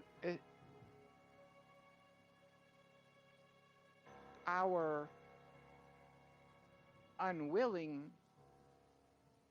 involvement, insofar as having been attacked by the vampires, including Strahd, we have a vested interest in continuing our investigations of this matter. Oh, I quite understand. But And since he's not around, we thought we would ask you what you know of him well, and his involvement in all of this. he does indeed serve my financial needs as well. He does many of the noble families that have financial matters that need a trained eye. Well, he's a bit of a recluse. I've had him do some work for me, look over accounts, wills and trusts and that sort of thing, but, this is intriguing.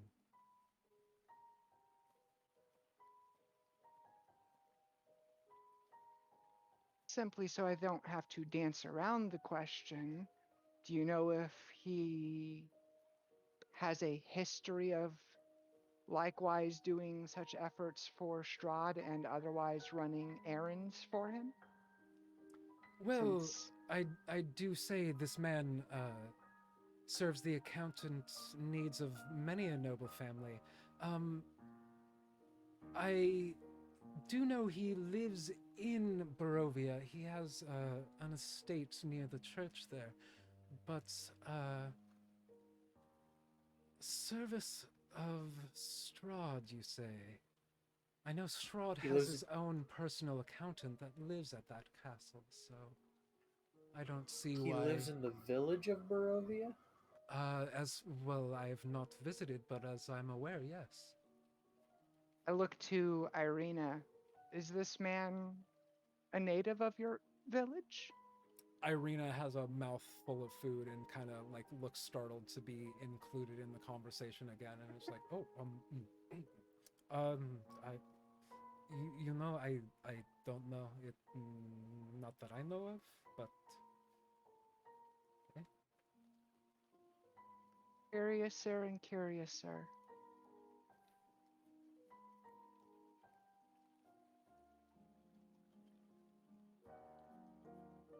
I feel like that's going to be a thread we're going to have to cut eventually. Quite literally, possibly. Yeah. But yes, this is most peculiar. Yes, this man I have had, several dealings with throughout my life through financial matters. I cannot say I'm privy to the work he does for others, but yes, this does intrigue me. I cannot fathom why he would be involved in such a plot involving the coffin maker, and as far as I know, our dear Henrik Vandervoort has not been able to scrape together enough coppers to require the services of such an accountant, so I don't know what dealings he would have with him. Well, it wasn't so much that he got the accountant services. The The accountant accountant told got him his. to do it. Hmm. At least that's what he told me. Yes. Well, I The will coffin most maker was certainly have to doing. ask Mr. Vasily von Holtz next time I do require his services. This is a most intriguing quandary. It would I'm probably be safer for you and your family if you did not inquire as to whether he has history of working for Strahd. I can imagine that would yeah. If be a dangerous question to ask, especially if true. and also if you want your family to rise to prominence, it would be best not to rock the boat for now and just kind of keep a low profile. Plausible deniability is a wonderful thing at times.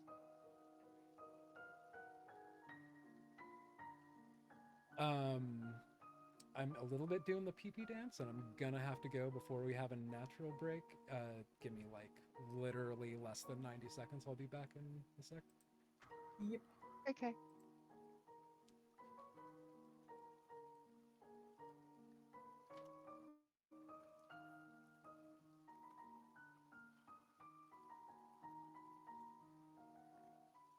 All right. Quest updated. Kill the burger's son and kill Ezek.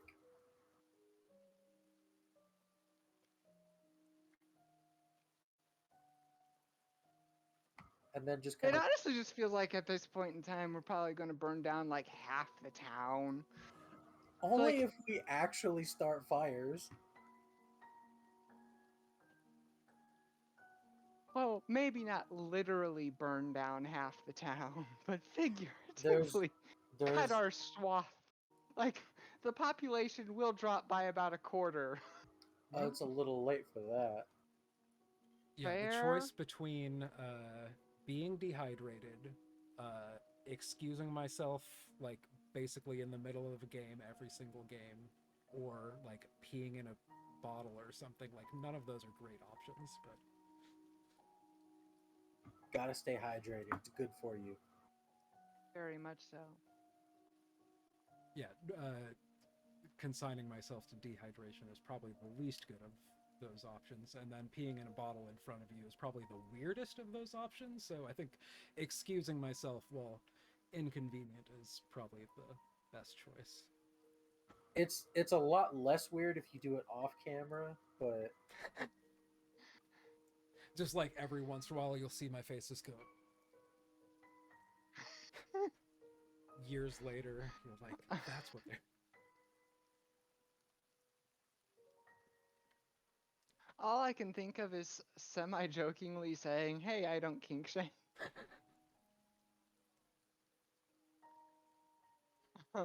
But I'm also not one to But, like force a kink exhibition on y'all without consent Yeah. talk first. Anyways, but Lady Fiona does say something interesting in response to something you said, Tegan, about perhaps it not being the wisest thing to mention Strahd's name to this Vasily. She says something to the extent of, well, Strahd, scary as it is, given the choice between the lesser of two evils, if I was forced to choose, I'd personally rather serve the devil than a madman. So if Vasily did have dealings with Strahd, well, that would be preferable to me than him having dealings with our dear Vargas. I just watched Strahd fireball 30 people.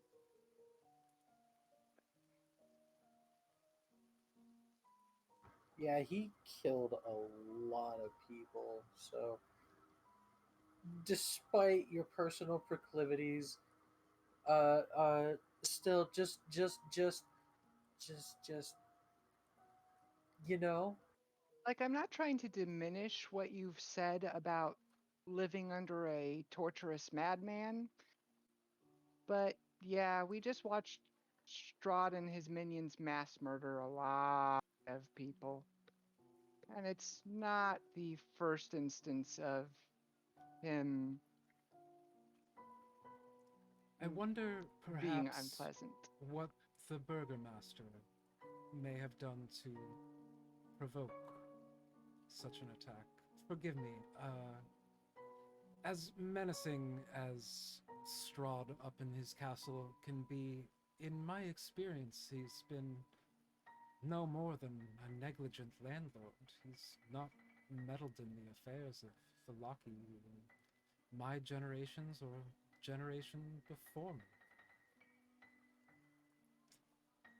It may very well be that this ethos of sycophantic happiness had incurred Strahd's wrath somehow.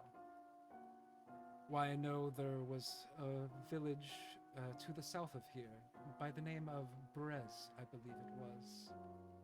It's a swamp now. Apparently, the burgomaster had done something to rightly incur Strahd's wrath. And, well, he was swift to deal with it. And I'm is afraid that that B? Berez. I'm afraid that, well, our current burgomaster might have drawn the ire and attention of our negligent landlord, and, well, it might be best to correct that, to prevent. This seemed more pointed at the church. Like he specifically went to the church. The vampires just kind of killed people, but he went to the church and he killed the priest. That doesn't sound. I don't know. Did the priest have dealings with the burger that we didn't know about? Let's not forget he also destroyed the relics of the bones of the Yeah, local saint. he destroyed the bones of St Andral. She kind of blinks at that like you just said the line out of a fairy tale.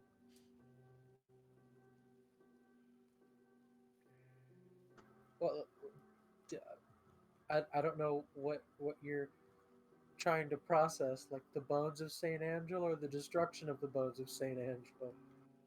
I'm well aware of the story of the bones of St Andral. I've told my kids plenty of times, as my parents told me. This is... You mean real, physical, tangible bones. This is not, to my knowledge, I never suspected this was more than a story. The bones were, I don't know. It doesn't seem like they. I don't know. We got here after the fact, but the bones were what was keeping the grounds holy, Yeah, and then someone stole them, and then we found them. We found them in the coffin maker's place, and and the coffin maker tried to get us killed by opening the crates. I mean, we found the bones before we opened the crates, but then we figured we might as well steal something because he's an asshole. So we opened the crates, and that's when the vampires attacked, and it's really all the coffin maker's fault. Indeed. It's been a rough couple of days.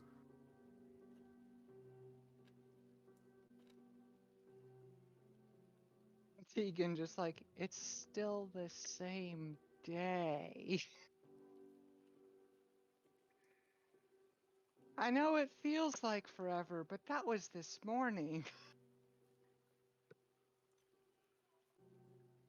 So, yes, I would not confront your financial agent about his acting as Strahd's intermediary. Because, especially if the accusation is completely true, then that could be a very dangerous issue to be involved in.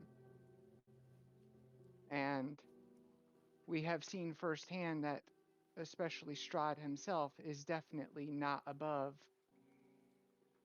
striking at family to get his way. As far as the cause of his motivations, you are at least somewhat correct that those are still in question. Consider myself advanced. There was something else I wanted to say or ask.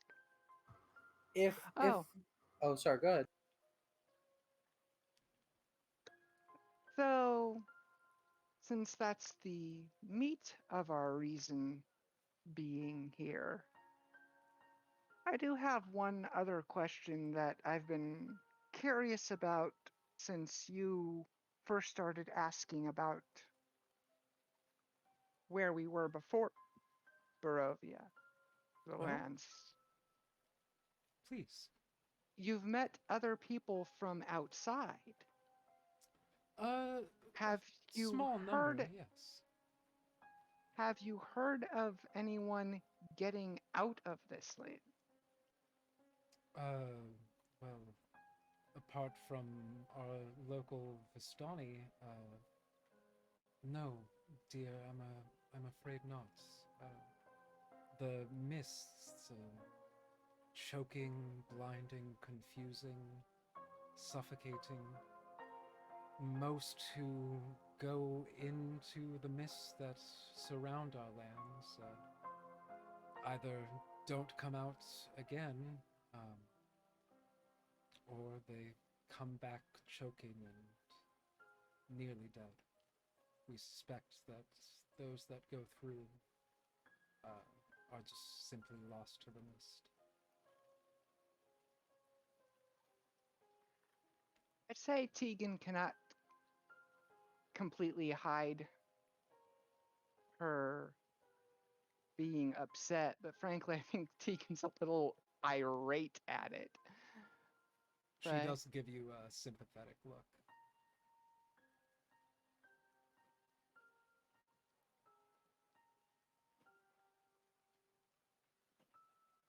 So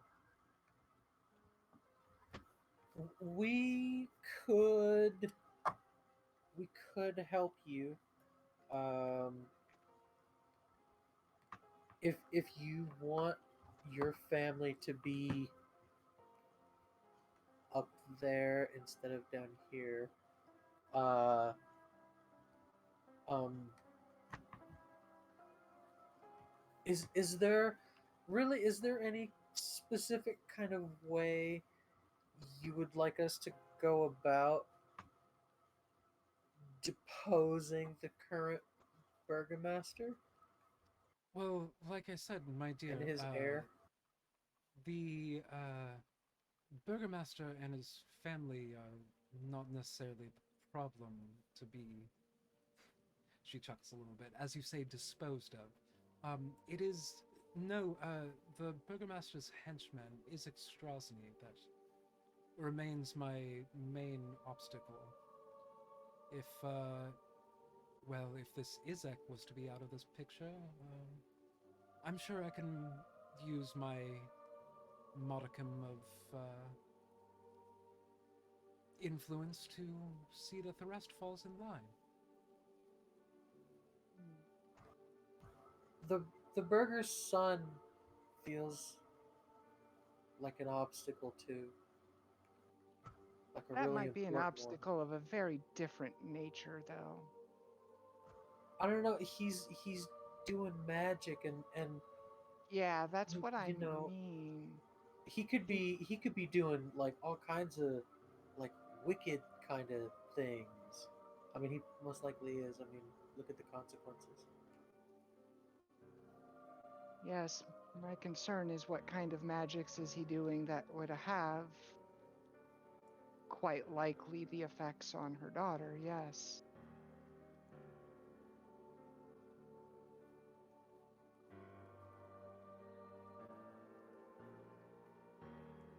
Is it a curse or is it a direction of another possession? I'm afraid I'm not knowledgeable in the arcane to know. My apologies for having that conversation in front of you, but that was conferment with my fellow priest companion.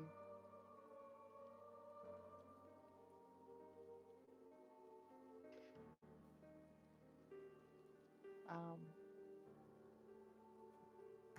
So, I guess, I mean, it would, it really would help. I feel, so we could, uh, uh, deal with Strozny.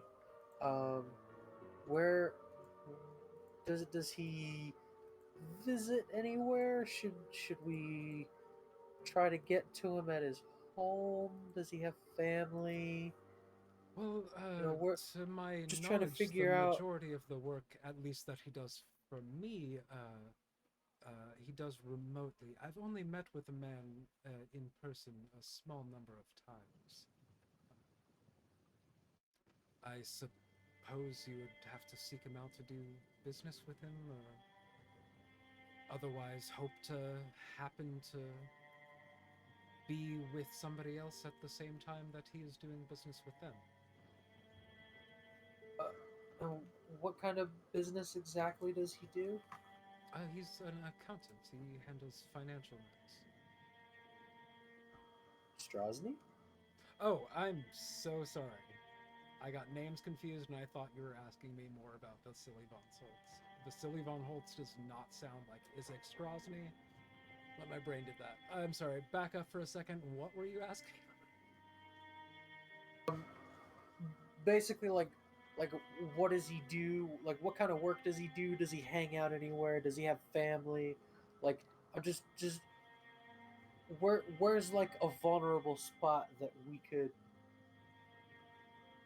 maybe Well, as to the kidnap him answer, or does he something? have family? He was an orphan that was adopted by the Volokovich family. Um, so I suppose that, well, Vargas's family would be as close to his own as he would know. As far as where he is, he could regularly be seen skulking the streets. I call him the Baron's right-hand man, for he is, but also you should notice that he has well, his right arm is quite hideously deformed. It's quite grotesquely huge and oddly proportioned and discolored, and heard tales of him lashing out at people with this arm and dealing a significant amount of fire damage with it. That's kind of gross. Yes, indeed. Just, It's just grotesquable. got a big He old, usually big covers arm. it underneath a cape that he wears, but I believe he does like to flash it occasionally for the intimidation's sake.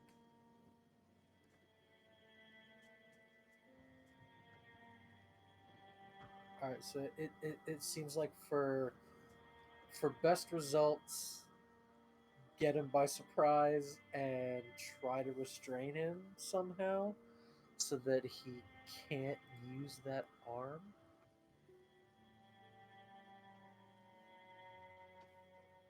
But that seems like a problem we could deal with straight away. Fingers crossed. Depending Yeah. on if we want to. Yeah, I know. I don't feel entirely great about this woman being in charge. I think we need to find an option C.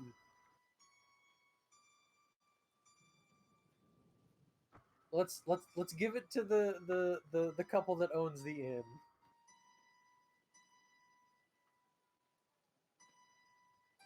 No, but we should probably do some looking around, um, and see what can be done because I don't feel great about this woman, but I definitely also don't feel great about the current Berga and his son.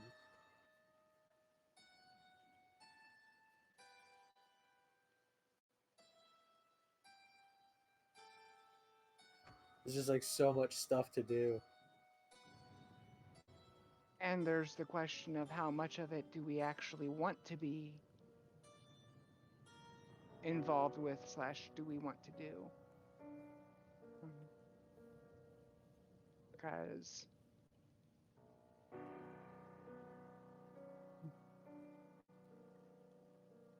I mean, Just showing up to a town and then 2 days later, like helping to overthrow the town's leader is it's a bit rushed. It's a bit hasty.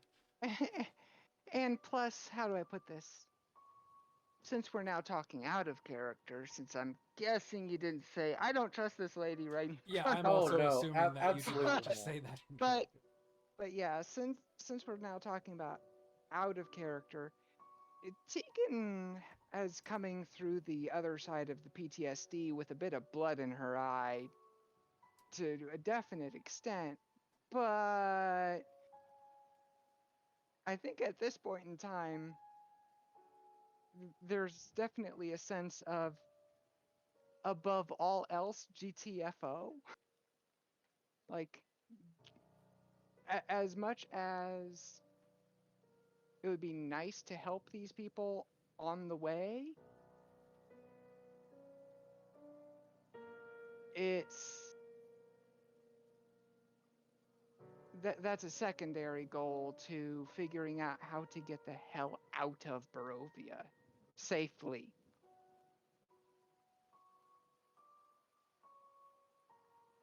Just my take.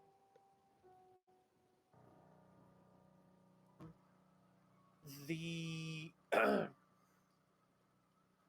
the mad the mad mage that we were told about at Mount Baratok might know. He came here, didn't he? They said he had a big fight with Strahd, and I mean, one on one, that's impressive because Strahd murdered a bunch of people, like by himself.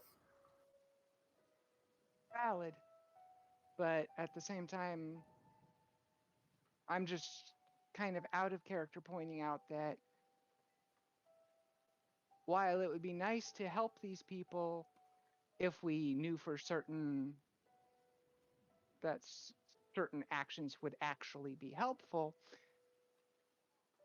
I just kind of want to point out that while it is a goal, it is a secondary goal.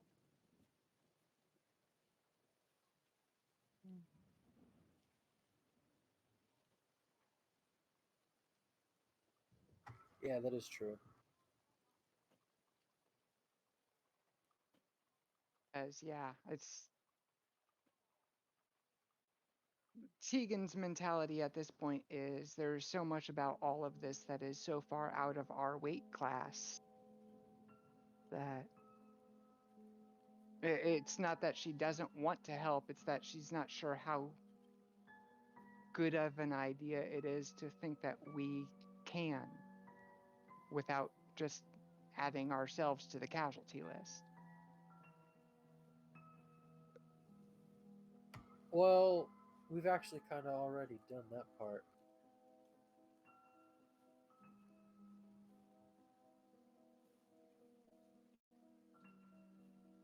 fair and accurate. Anyway, Lady Fiona starts kind of cleaning up the last few things on her plate, and she looks up at all of you and says, "Oh well, I hope the food was to your liking. Alik, have we anything for dessert? Would you care to stay longer? Forgive me, I do not get such refreshing company. I've much enjoyed your stay, but I do not wish to keep you if you have other matters to attend to.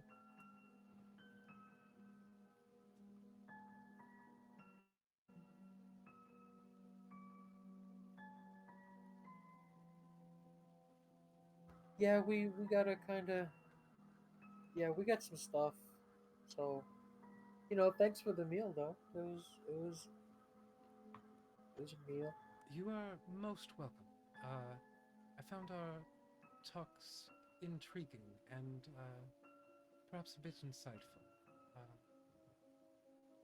I believe I have a new quandary or two to puzzle over with the information you've given me, but I'm also intrigued on your interest in the Strahd problem and would be most gratified if you would come to call on me again, that we might discuss this matter further.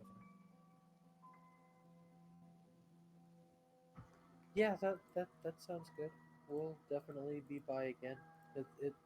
You're basically basically our only friend here. Sort of. I mean, we got a couple others, but Well, I you am know. pleased to count you among my friends.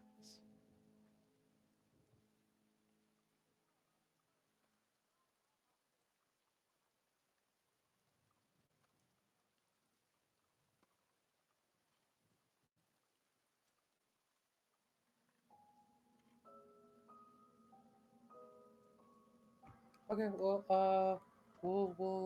I guess we'll be off then, and we'll be around sometime. Well, thank you for entertaining this poor old woman for the evening, and I do look forward to our next visit.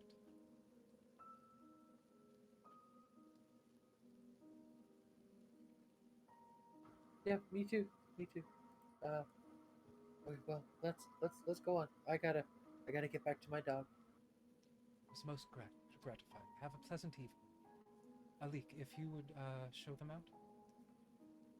And he says, of course. Starts leading them out and back onto the porch where you first entered.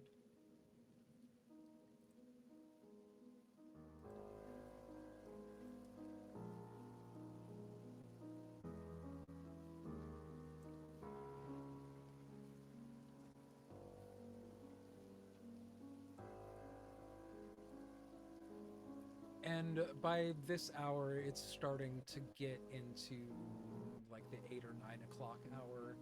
Um, it's not late, but it is dark out. The street lamps are on. It is not far from the Blue Water Inn. It does sound like the crowd there is in full swing.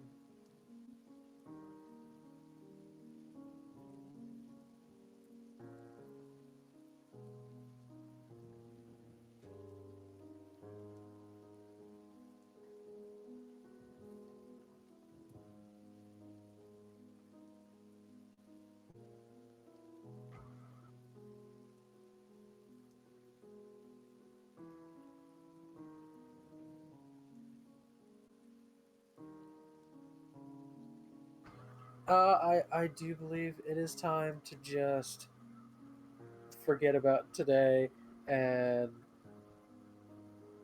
yeah, Manu is basically gonna do his best to get blackout drunk. Okay, so you're going up to the bar? Uh, yes. Sunny will go along with that too, I think. Oh, welcome back. What can I get for you? The strongest thing you have. You just have wine, don't you? Yes, that would be wine. And she frowns a little bit and turns around to the keg and empties the last like few drops into a pitcher, and it only fills like the bottom like quarter of that pitcher. And she puts 4 glasses on the table in front of you, and calls into the back and says, Davian, we need another keg out here, please. And you hear a muffled voice from the back. It's like, again, this is the last one. Oh, we need that shipment. I'll be right on it. And she says, please, drink this in the meantime. I will go find my boys and hopefully your dog. Excuse me. As you're in there, you do see Rictavio. He is standing on one of the tables, and he has been regaling the story patrons with kind of a scary, like spooky story, but it was more like silly. It definitely like ended with a punchline to a round of cheering applause that kind of died down. A moment later, you do see the 2 boys, Brom and Bray, walking in with your dog.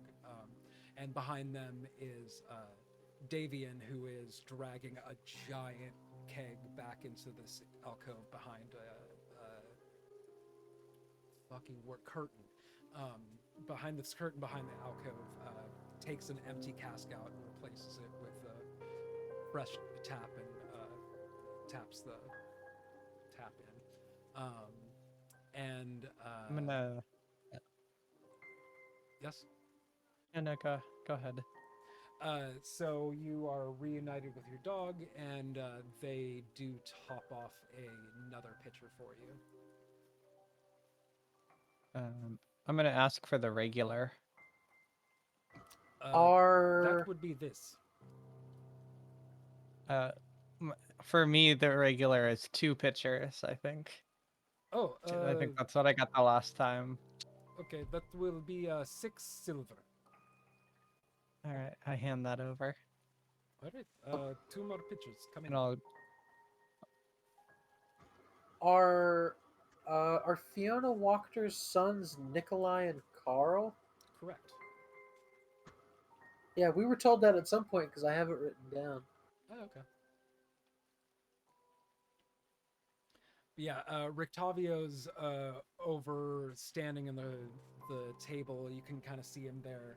And he's like, well, I reckon I might be plumb tuckered out to tell too many stories, but let's see, how about a couple jokes? And some of the crowd kind of like chuckles a little, like, yeah, let's hear the jokes, Ringmaster. It's like, okay. All right, so how about this one? Say, what do you call the gnome psychic who escaped from prison? Why, you got yourself small, medium, at large. No one laughs. A little bit panicked. Funny He's laughs. like, okay. So, an orc, a hobgoblin, and a bugbear walk into a bar. Meanwhile, the goblin and the kobold simply pass under it.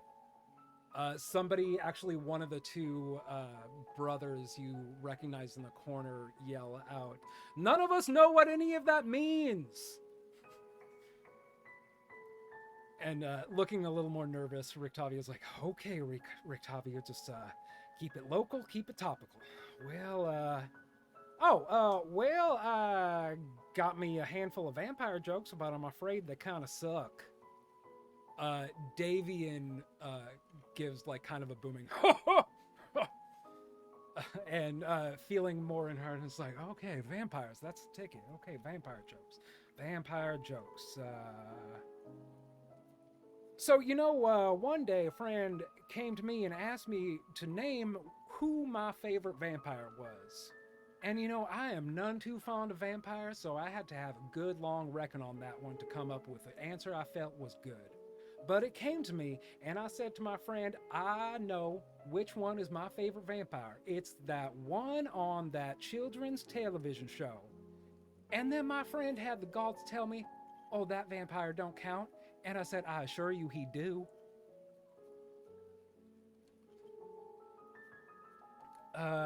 There was another Egan time. pinches her nose. Pinches the bridge of her nose.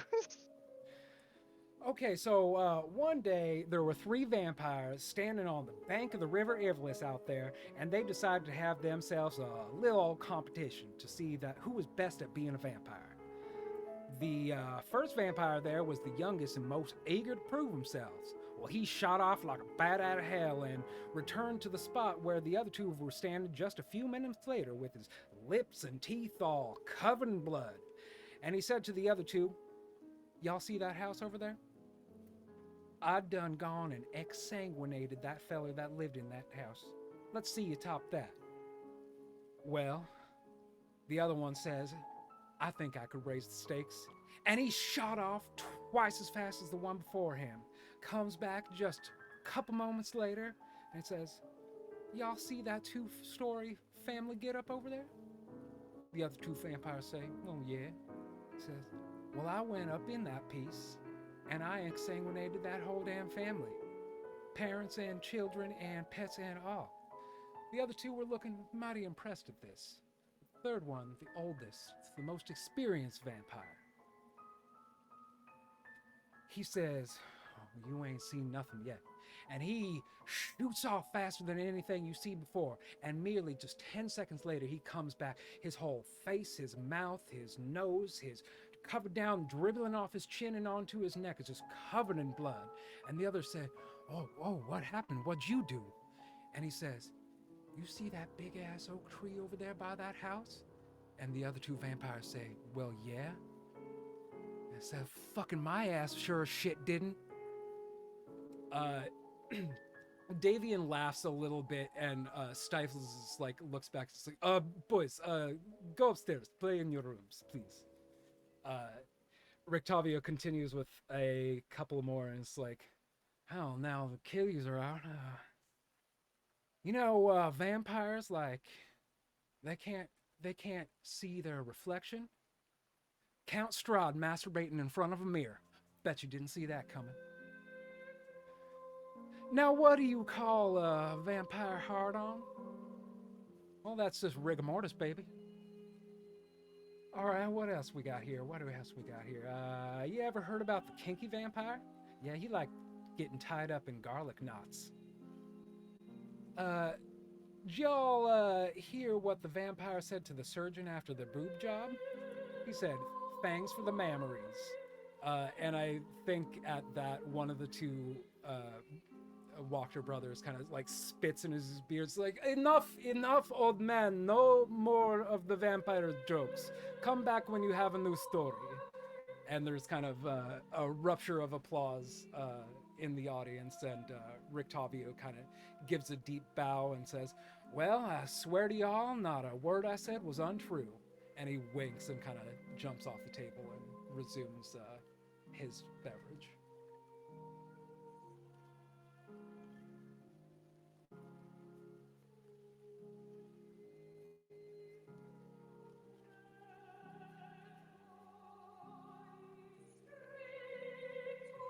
I know there's people here that we could talk to, but it's just been a day, so just gonna have a good time and worry about everything else tomorrow.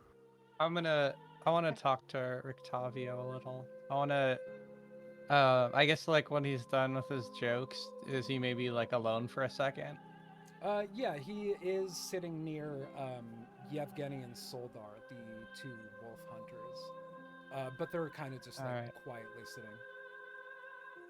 I'm gonna go up to Rictavio and be like, hey man, great set. Real good stuff. Thanks there, Little Miss Sunshine. I'm glad you liked it.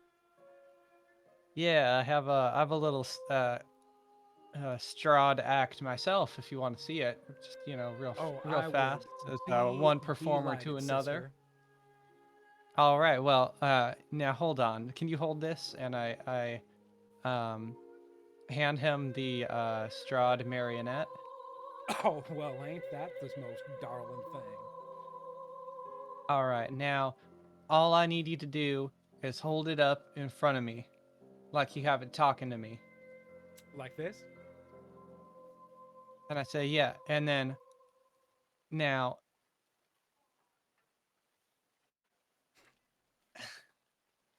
and then Sunny kind of just takes a couple steps back, and then runs and just kicks Strahd right in the nuts, and goes, "Ta-da!" I And think then as takes you the marionette back.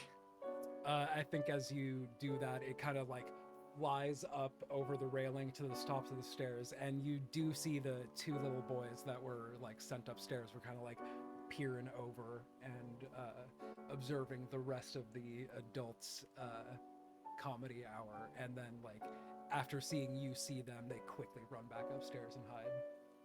It's easy enough to retrieve the puppet again, though.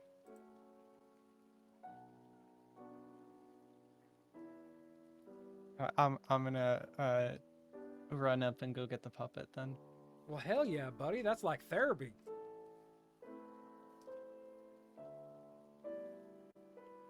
Rictavio. It's an old joke from my hometown.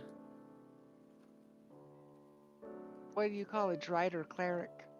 What do you call a Drider cleric? WebMD. Yeah. You're really not from here to get that. I've been Some- all over everywhere with my old traveling carnival. I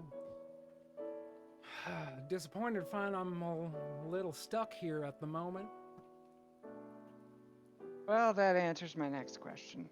Actually, that answers my next several questions. Also, damn it. My thoughts exactly, little miss.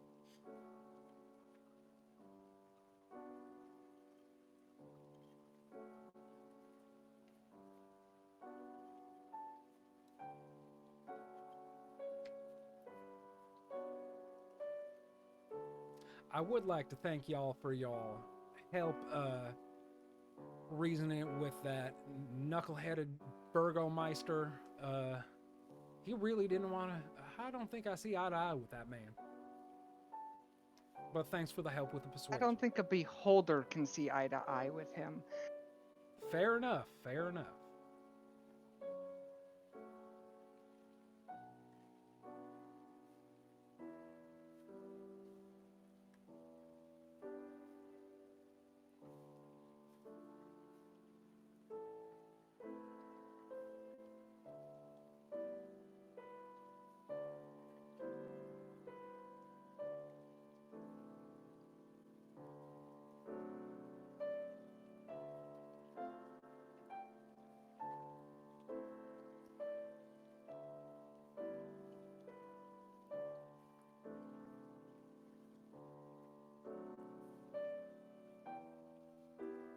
But I'm sorry, you said you might have had some questions for me? Ones that you already answered. I was mostly curious if you knew how to get out of here. Yeah, I've been taking my circus wagon from Barovia to Kresk and back and hanging out here for now, I guess.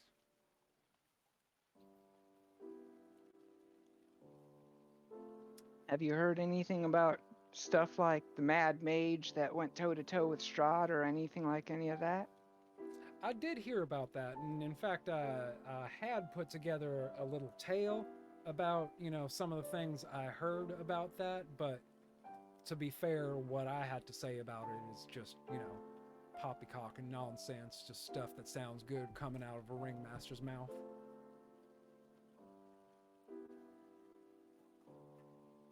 But I heard they were throwing spells at each other like crazy.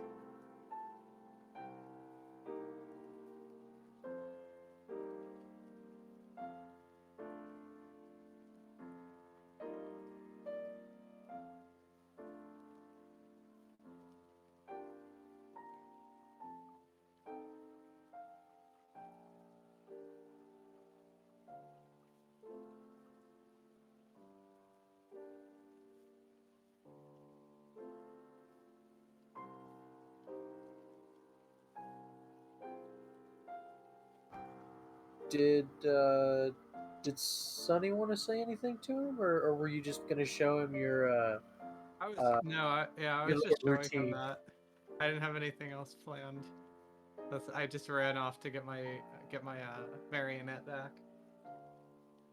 Well, I don't mean to be rude or unkind. I am expecting a steak on showing up at my table in a few moments, and I was gonna go bring that over to my friend Gaddof and go out into the night for a little bit.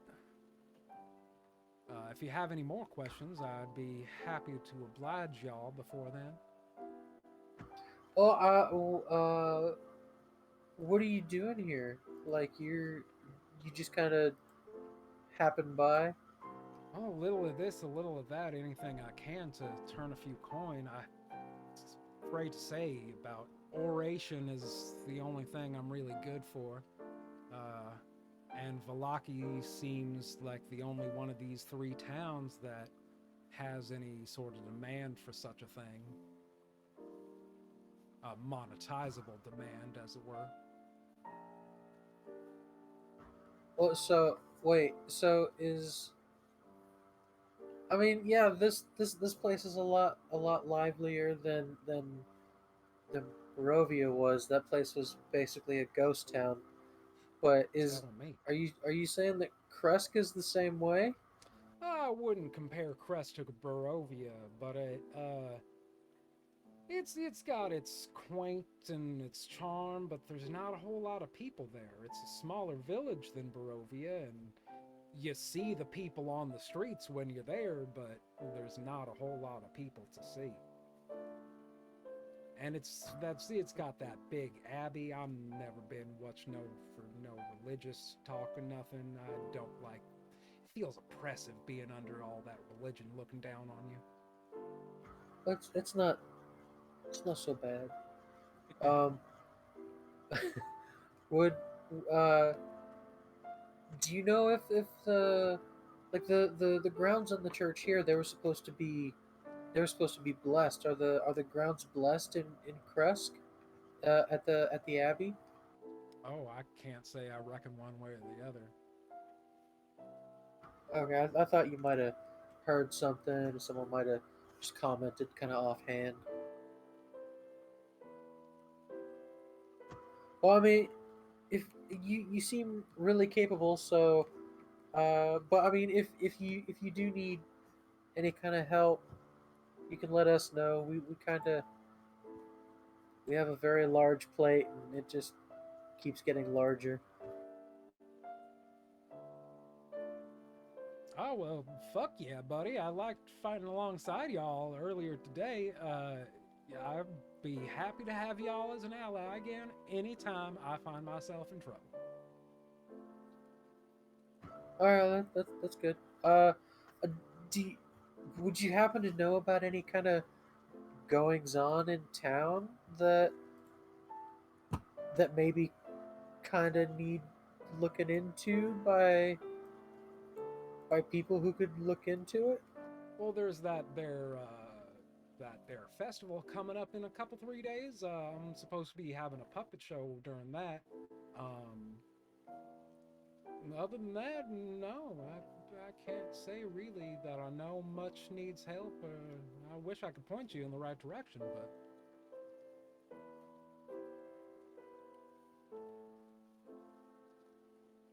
How long is it until the festival? Two it's day, the day 2 or 3 days. after tomorrow. Okay, so it's 2 days. Damn. So after you long rest tonight, then it will be tomorrow.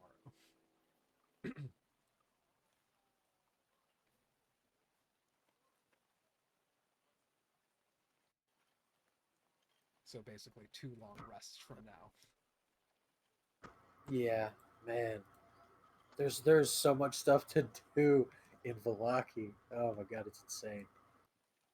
Y'all also don't have to do everything that's there is to do in Valaki before like you leave. Like it is kind of the central hub that people like. You play the game how you want, Uh, but like you can return to the area as like a central base of operations. Now, see, what we're gonna do is we're gonna Skyrim it. All right, we're gonna do everything here, and then we're not even gonna we're gonna leave on the first thing, and then we're never coming back until we finish every other thing, and then we'll come back. We'll turn everything in. Curse of I Strahd, I don't 100% speed run.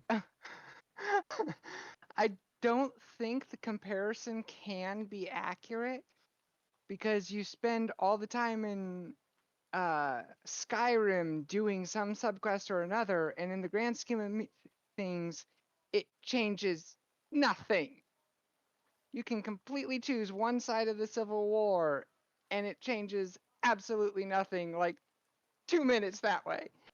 And whereas we've already had a somewhat unfortunately significant effect on this town. I need to start stealing a lot more if we want this to be like Skyrim too. I have Oh used yeah, I go have for it. I have used no lockpicks whatsoever. Player.give item F100. Or no, I think F is Also, gold. I'll have to spend some time in front of the enchantment podium building up my stats to glitch overpowered god tier level just to make the game more Do the restoration, expedient. enchantment, fortification loop. Mm-hmm. I don't remember So how to do it anymore, but yeah. Have af, af, 3,000% damage. after talking with Rictavio, yeah, Manu's just gonna but he's gonna buy the bar. He's just gonna get completely hammered. Okay. Do you have a budget for that you want to allocate, or you just like anything in your satchel you'll pay as long as runs are How requested? much? There are two kinds of wine, aren't there? There's like the regular stuff and the good stuff. Yeah. The I think the Red Dragon Crush is the good stuff, right? Mm-hmm. How much is that per bottle?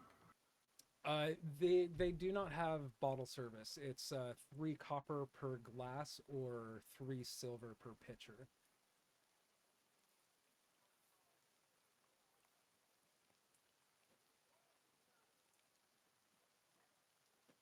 Okay, I will take 3 pitchers just for myself.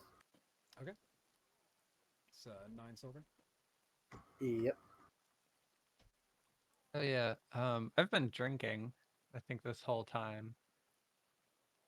Oh hey, Rictavio. Just double fisting pitchers, Sunny style. Mm-hmm.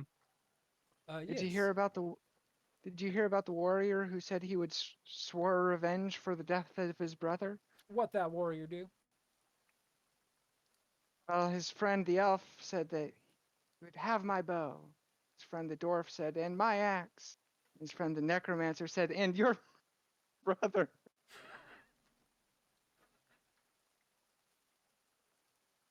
He starts chuckling real hard. He coughs up a whole pack of cigarettes in the process of laughing. He really liked that one. Hey Rictavio. Yeah. And Sunny's like slurring now, I think. Um 2 orcs and a coin purse fall off a cliff. But All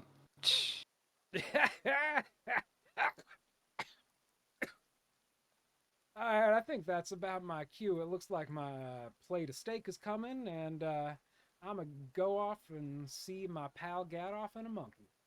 Excuse me, fellas. And he,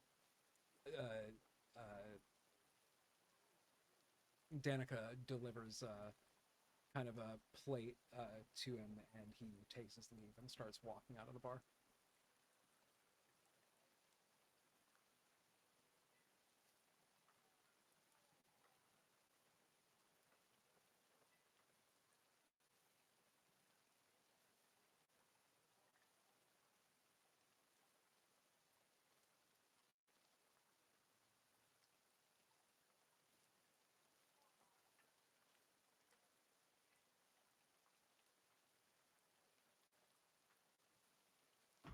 I'm not gonna sing it because I can't sing. But after Manu gets really drunk, he starts singing sea shanties. Nice.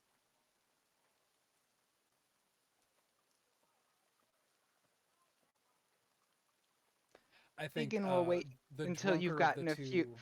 a few out, and then she'll sing a couple that she knows. I think the drunker of the two Wachter brothers that are sitting in the corner is trying to follow along with a song they've never heard before and is failing.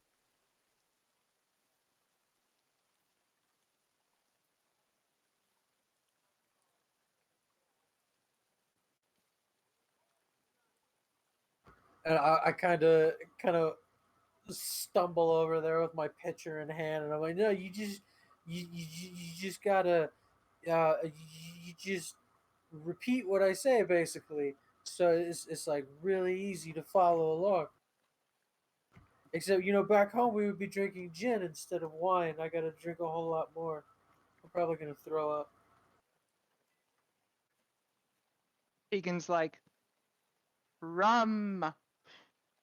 It's just sugar.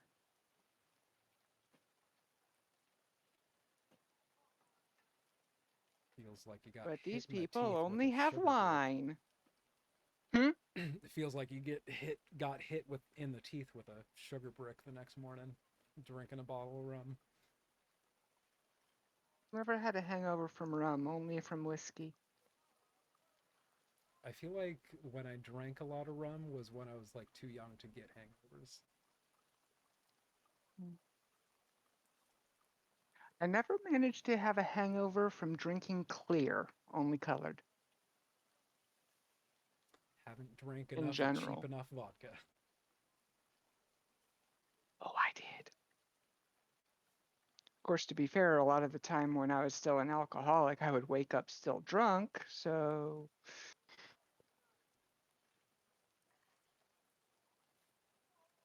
Okay, so it seems like Sunny and Manu are pretty drunk at this point. I don't think that Tegan is necessarily drinking, and Irina is also notably not after earlier this afternoon. Um, so Rictavio has left with a steak and a couple apples in a little bag, um, claiming to go see the toymaker. I don't know if y'all are just chilling and will let that slide, or if any of y'all are trying to follow him. Uh, I would figure I'd be way too drunk to even think about following him. Tegan's having too much fun with uh waiting her turn for sea shanties.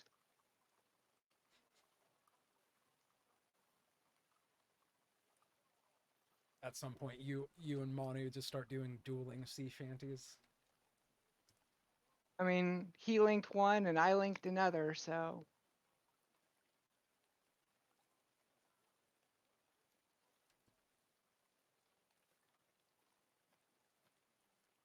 That would be my second. do I even need to link Wellerman? Oh no. Okay. Well, yeah, we'd really just kind of be trying to forget the day and uh, just kind of put that behind us because it really has been a day. Like It sure effing has. it started bad and it got worse. This has been our fourth episode on the same day.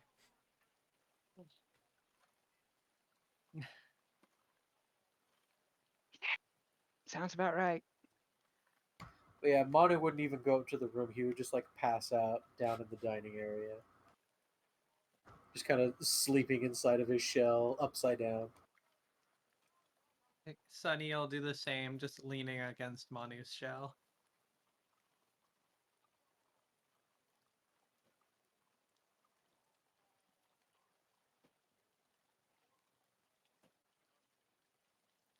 Just a nice little barroom cuddle puddle going on.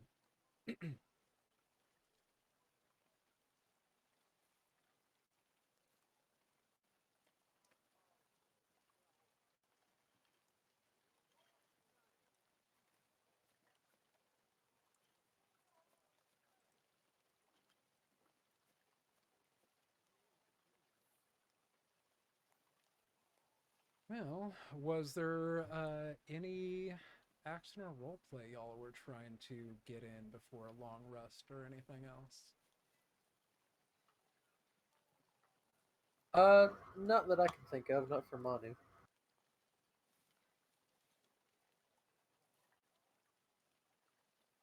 Yeah, I think Sunny's about done. Likewise. Y'all cool with calling it a long rest after this and then break until next episode? Yeah. Sure. Sure. Uh,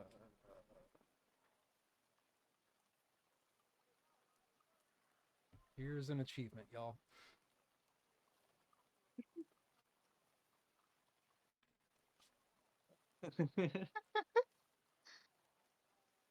Well, yeah, thanks for coming. A I'm whole going. episode without running. Right. What was I just trying to do?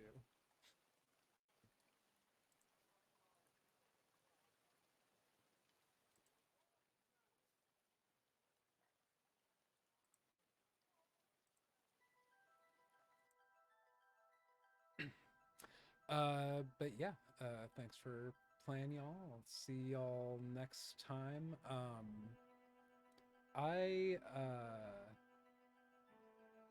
Yeah, I'm not sure what's going on with Ricky.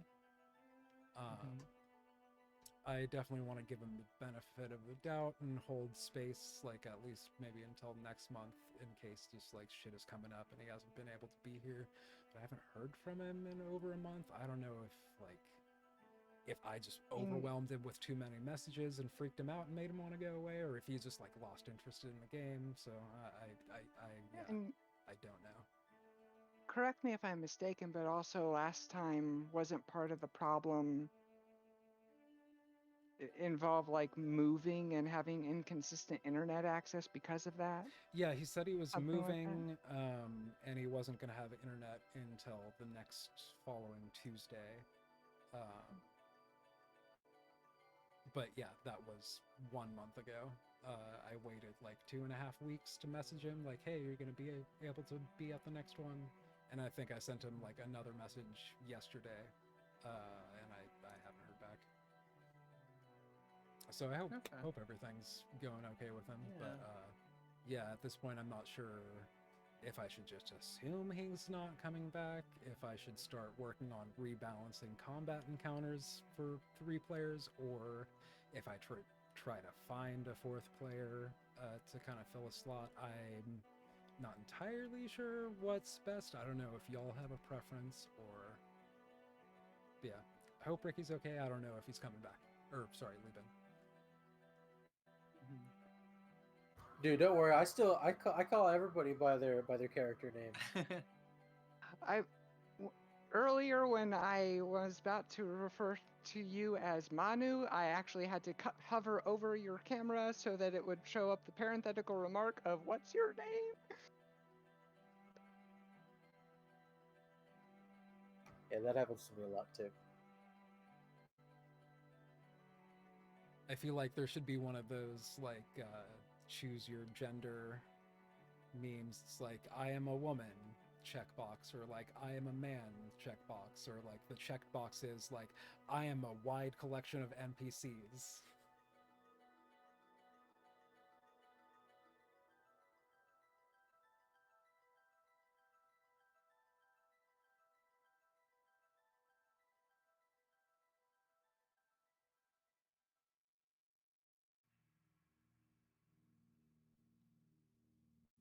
Yeah. Anyways, hope he's doing good. I don't know Yeah. if he's still with us or not though. Yeah. Yeah. I don't know. Guess hopefully we'll find out soon. Is Chris doing okay with like online college and all that? Yeah, and I think not this coming term, but the one after that, their school is gonna Evergreen is gonna open back up for like hybrid learning. So like some of them are gonna be online, but some of them are shifting to like in person. And we live like right next to Chris's school, so like the commute is not a big deal, but like the convenience of being at home is kind of nice. But also like Chris really um, doesn't like to spend too much time on their computers, like too much screen time, like the eye strain and all that. It does get to them, Yeah. but they're doing okay. School's doing really good. They're always doing really good in all their classes. We're working on really interesting projects in the subject of queer ecology. That's cool. I keep telling them they should do like I don't know, something similar to like Green Porno with Isabella Rossellini, but just about all the queer ecology stuff.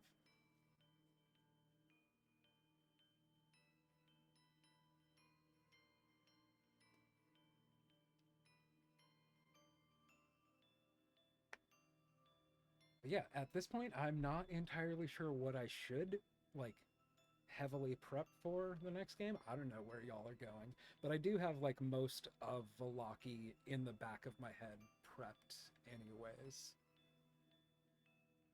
Yeah, I don't know where we're going either. There's a lot. Yeah, and the thing with it being 2 days out until the major event, it's a lot of time to either investigate random stuff in case we actually decide we do want to completely Bjork the power balance of this town, or if it's close enough to go to the other church and back, or Here's an idea. We could infiltrate the burgomaster's house during the festival because everyone will be there, and we could do it a lot easier. That way we can figure out what his son's up to up in the attic too. That's assuming that the figuring burgomaster isn't requiring the attendance of his son and henchmen at the festival like he is everyone else. Hey, look. It'll be all right. Don't come in here poking flaws in my logic. We'll be fine. It's just like 15 people. We take them out. We stuff them up in the attic. We're like, hey, look what this dude's son did. um the obvious issue with that is any instance of us finding out what the son did is also going to come along with a how we found out what we were doing, and you're kind of assuming people are going to end up on our side of the issue, and that may well not be the case. Well, at the very least, we could find out what kind of magic he's doing up there. We could figure out how to fix Wachter's daughter from whatever happened to her. And then we could just like destroy all of his magic stuff so he has to start from scratch.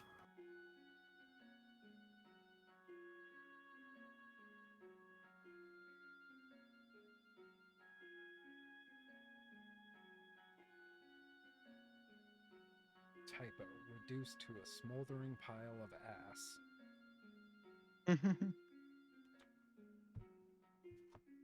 That's hilarious. It was like 6 a.m. and like I had written that and like literally out loud laughed at it. And I was like, okay, get a hold of yourself. It's not that funny. And then like I did correct the typo, but I went back and reread that line. The typo was correct, but my memory of the typo made me laugh out loud again. And I was like, okay, I really need to go to bed.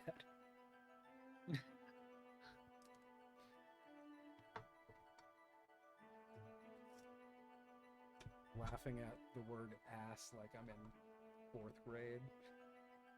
No, it's not just the word ass. It's a smoldering pile of ass. Hot ass. This is a pile of hot, smoldering ass.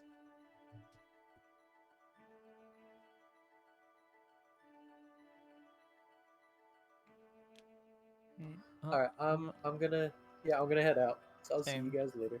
Yeah, that's Well, fun. thanks, and see y'all next time. See y'all in a couple weeks. Yeah. Bye. See ya. Bye.